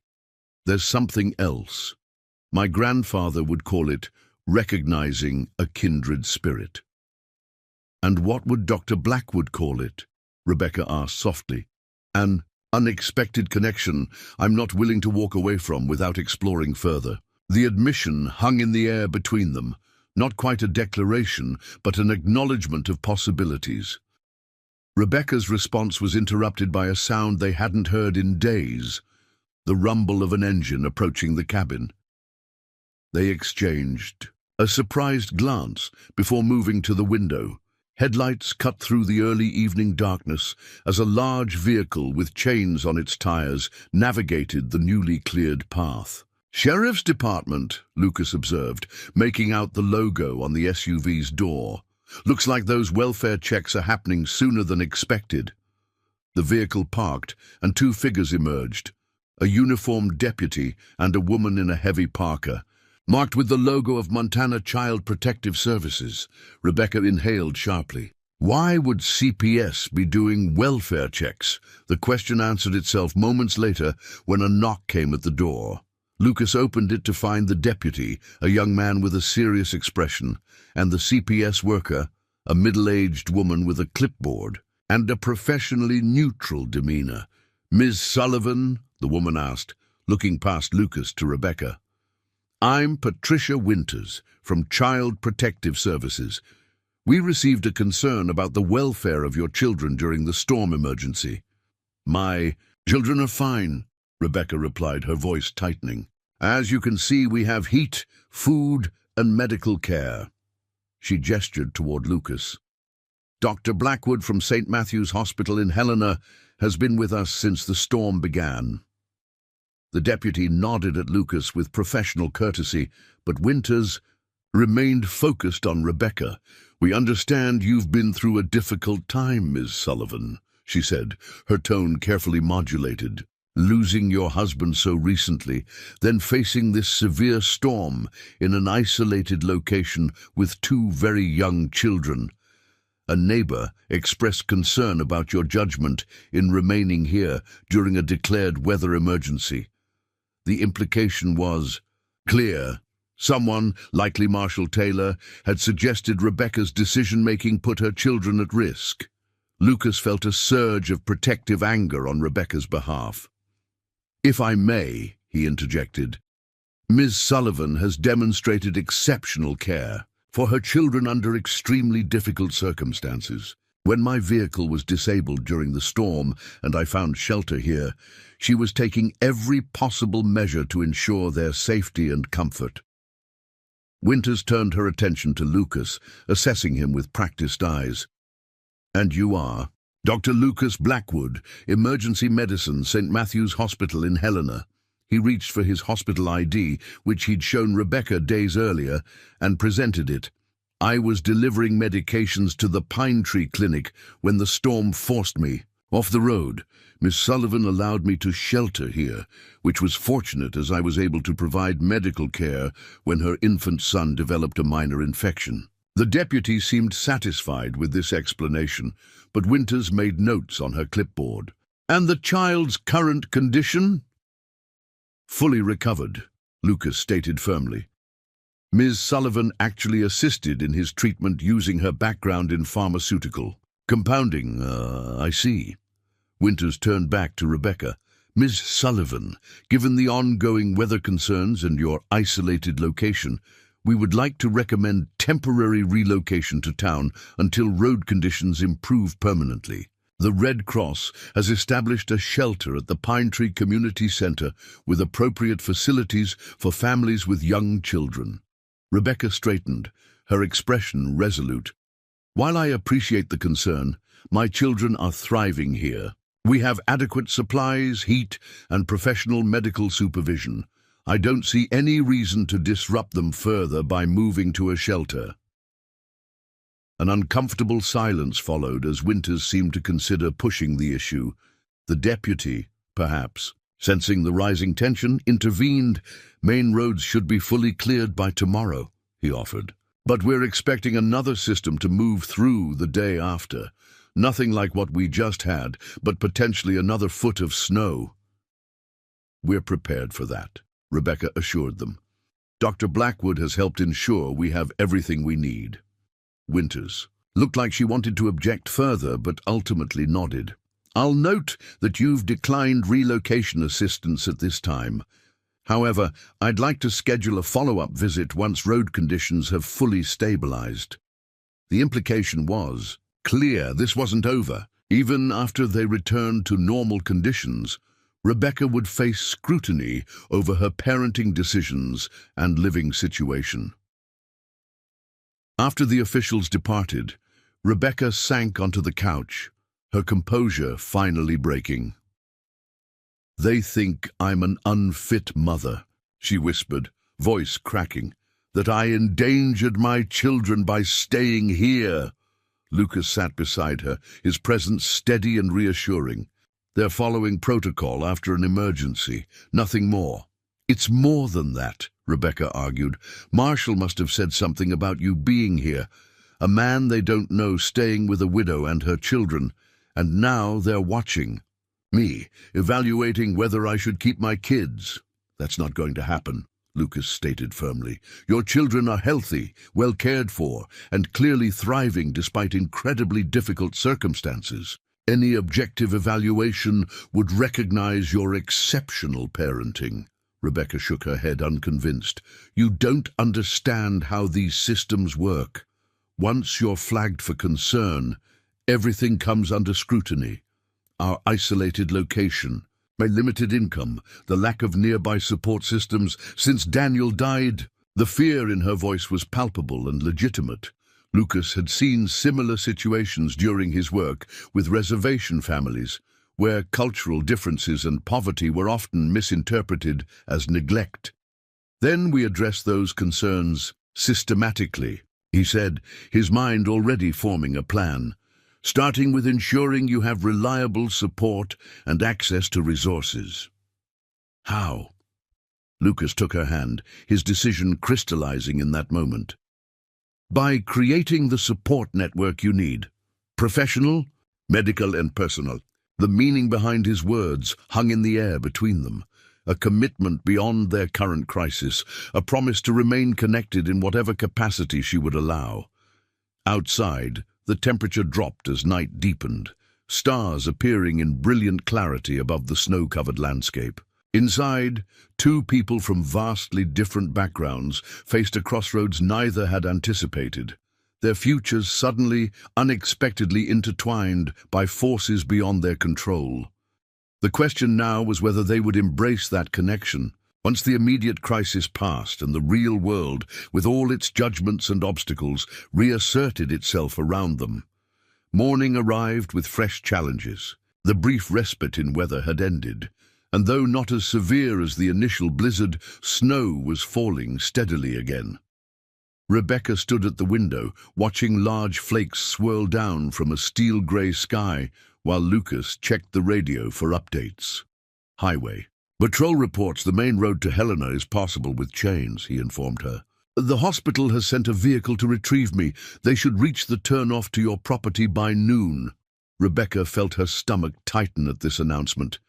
Despite the rational understanding that their forced cohabitation would eventually end, the prospect of Lucas leaving created an unexpected hollow sensation in her chest.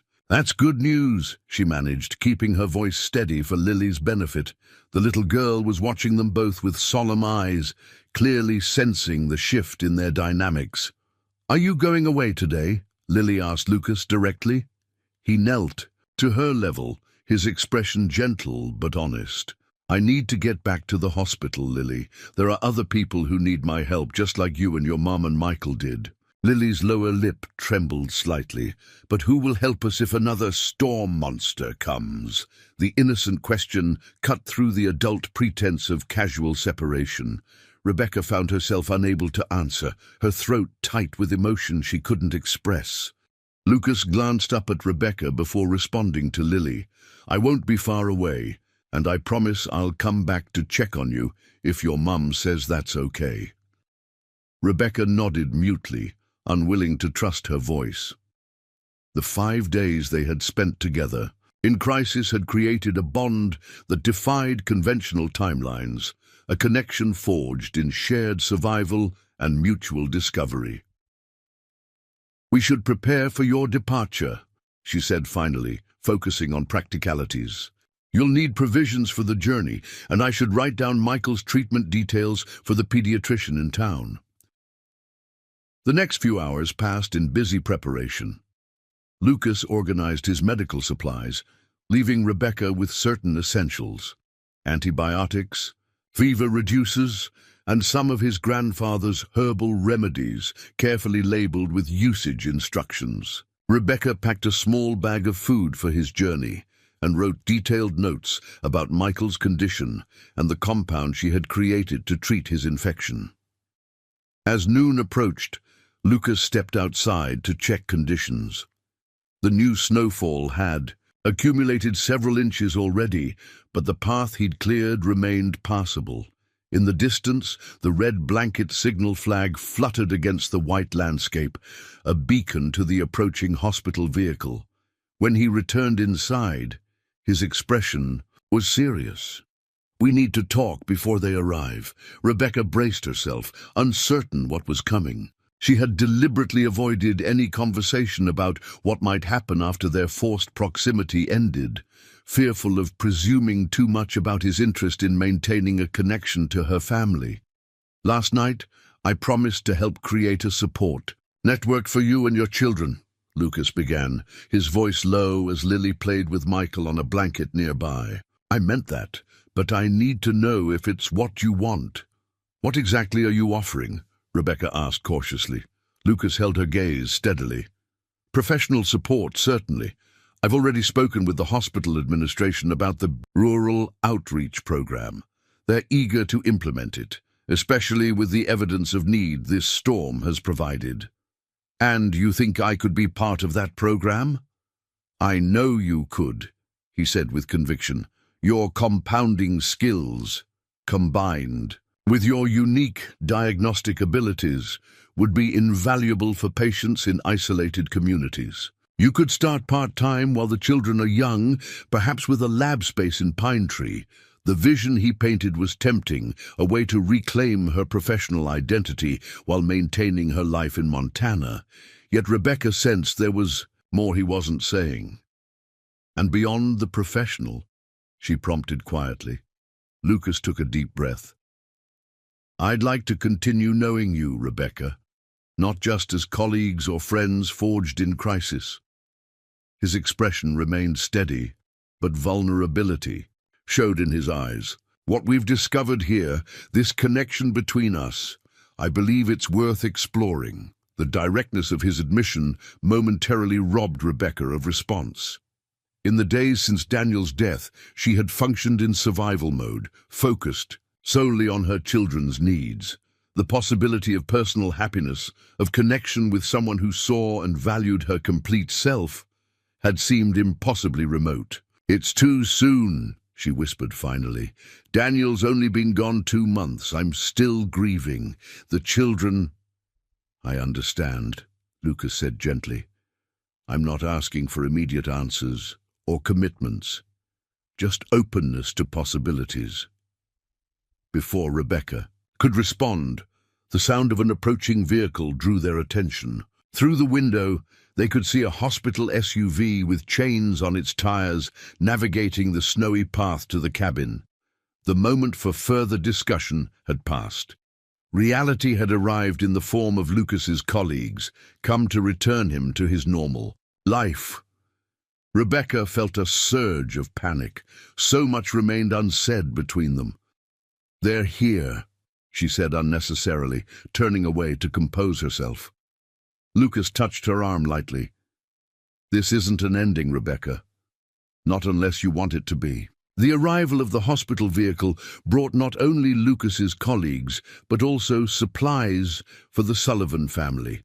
Groceries, medications, diapers, and fuel for the generator.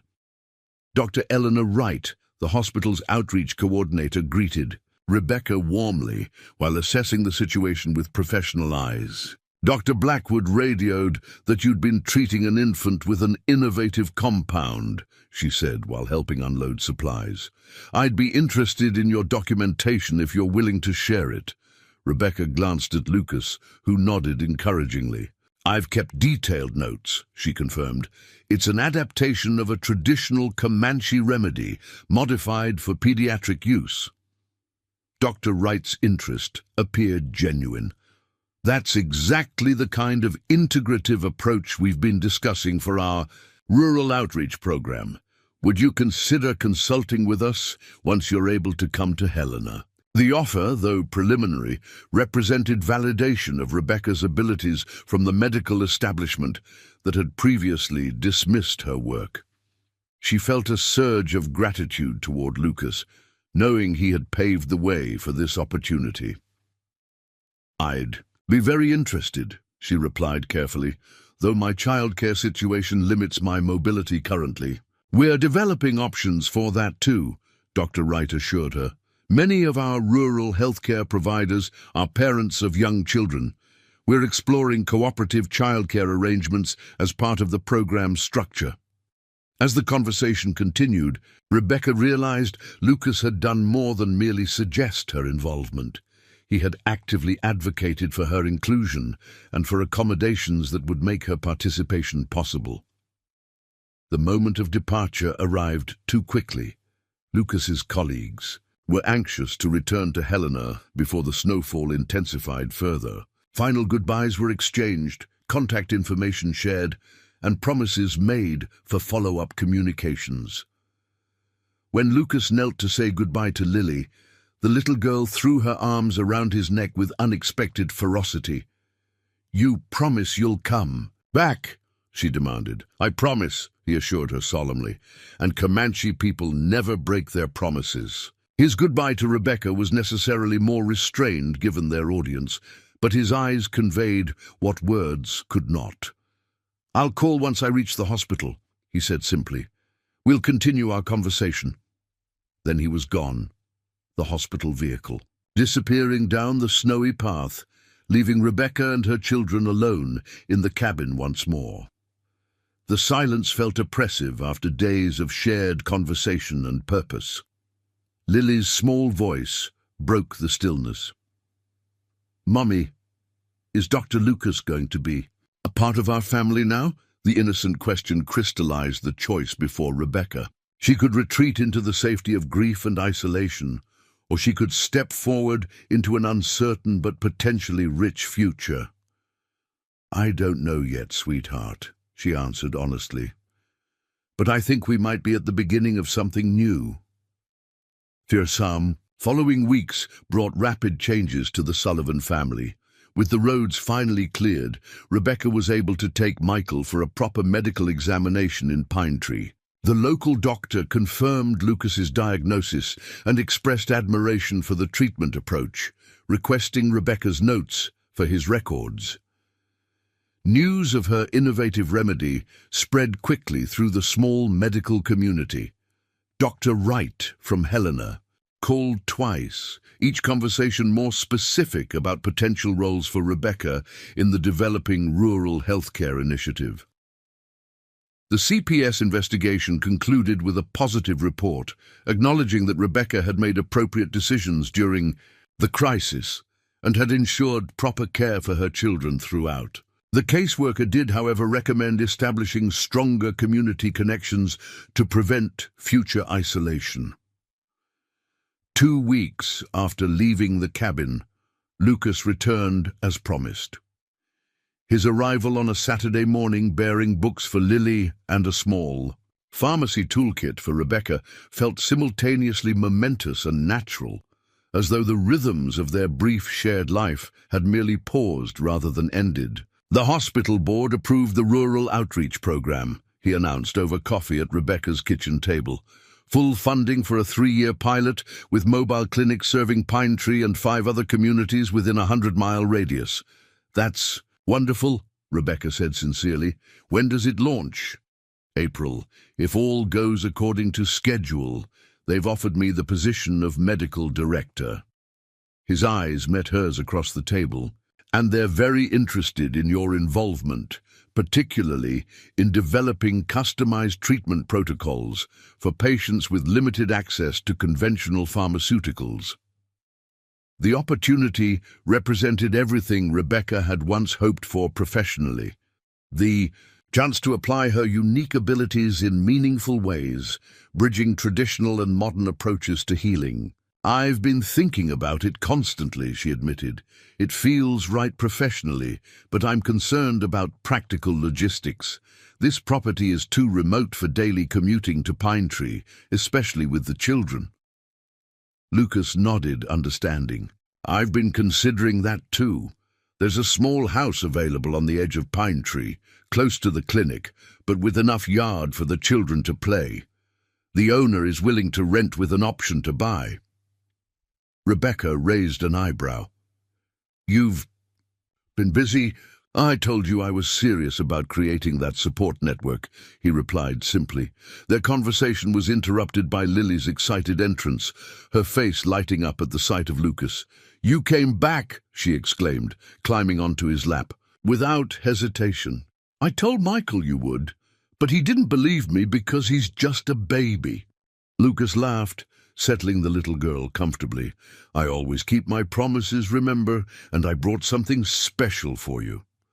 He reached into his bag and produced a children's book about Comanche legends, beautifully illustrated with watercolor paintings. Lily's delight was palpable as she carefully opened the book. "Will you read it to me?" "Of course. But first, I need to finish talking with your mom about important grown-up things." Once Lily had been dispatched to look at her new book in the living room, Rebecca and Lucas resumed their conversation, moving beyond professional opportunities to more personal matters. "I've spoken with a grief counselor in Helena," Rebecca confided. "You were right about needing support through that process. I don't want my unresolved grief to affect the children or any new relationships in my life." The implication of her words hung between them, an acknowledgement of possibilities. "Daniel will always be part of your story," Lucas said gently. "The father of your children, your first love. Nothing changes that." "But life continues," Rebecca completed the thought, "and sometimes brings unexpected gifts from unlikely sources." Their eyes met with new understanding, neither rushing forward nor holding back, but acknowledging the path opening before them. Spring arrived in the Blackfoot Valley with dramatic suddenness. Snowmelt revealed green shoots pushing through muddy. Earth and birds returned to fill the morning air with song. The world renewed itself in the ancient cycle of rebirth after dormancy.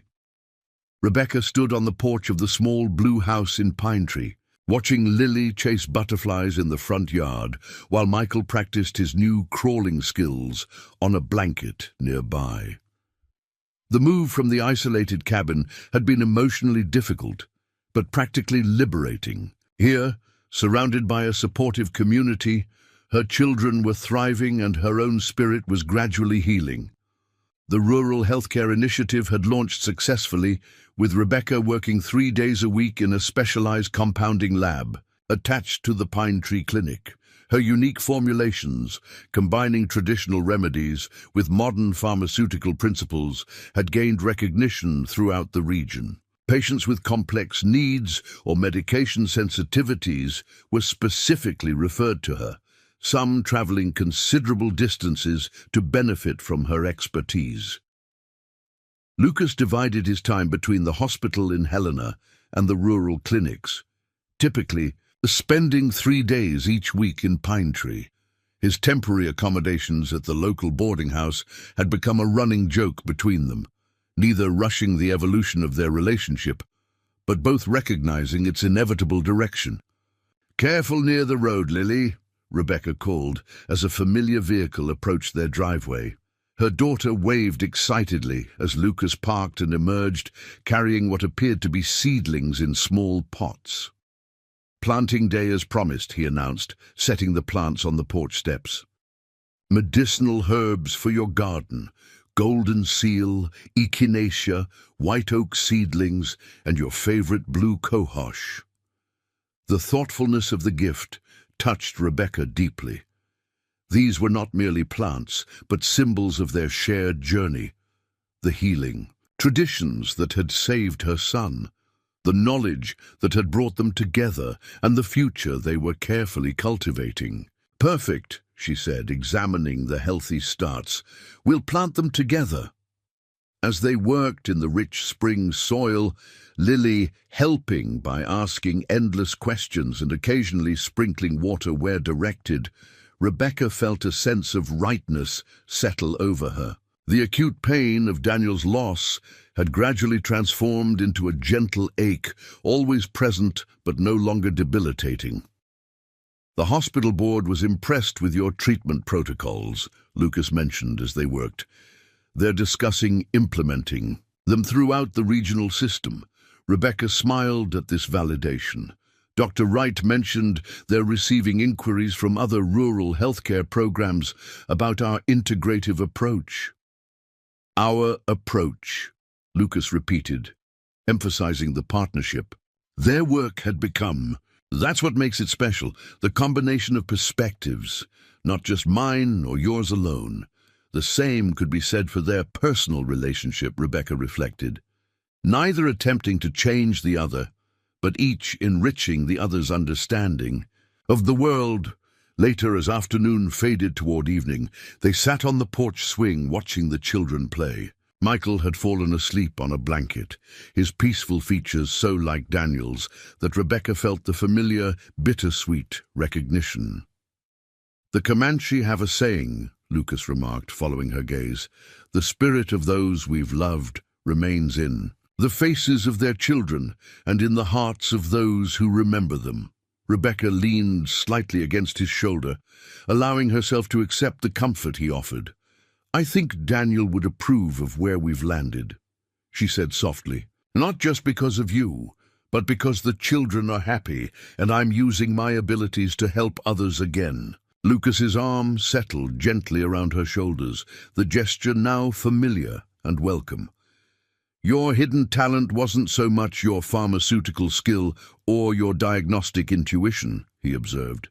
"It was your capacity for resilience, the ability to rebuild from tragedy and find new purpose." With considerable help, Rebecca acknowledged, thinking of how close she had come to losing everything in that isolated cabin during the storm. "The strongest people know when to accept help," Lucas replied. "My grandfather taught me that true healing is rarely a solitary journey." As twilight deepened over the Blackfoot Valley, painting the distant mountains in shades of purple and gold, Rebecca Sullivan contemplated the strange, winding path that had led her to this moment. From a desperate widow facing death in a blizzard to a respected healer building a new life, the journey had been neither direct nor easy. Yet here she sat, her children safe, her professional gifts recognized, her heart gradually opening to new possibilities. The man beside her, neither savior nor solution, but partner and possibility, represented a future she could not have imagined during those darkest days. "Lily wants us to plant strawberries tomorrow," Lucas mentioned, his voice warm with affection, for the little girl who had claimed a special place in his heart. "Strawberries in a medicinal garden?" Rebecca questioned with mock seriousness. "Why not? Medicine comes in many forms. Sometimes it's an herbal compound, sometimes it's a conventional, pharmaceutical." He smiled down at her. "And sometimes it's simply the sweetness of everyday joy." Rebecca returned his smile, accepting the wisdom in his words. Their story had begun in crisis and near tragedy, but it would continue in healing and hope, not just for themselves, but for the community they now served together. As stars appeared in the deepening sky, Rebecca felt a profound sense of gratitude for the storm that had nearly taken everything, but had ultimately delivered an unexpected gift: the discovery of her own strength, the revival of her unique talents, and the beginning of a love born in the crucible of survival, but flourishing in the fertile ground of shared purpose and mutual respect. The widowed mother left to die in a winter storm had not merely survived, she had been transformed, emerging stronger and wiser, ready to embrace whatever challenges and joys awaited on the path ahead. Up next, you've got 2 more standout stories right on your screen. If this one hits the mark, you won't want to pass these up. Just click and check them out. And don't forget to subscribe and turn on the notification bell so you don't miss any upload from us.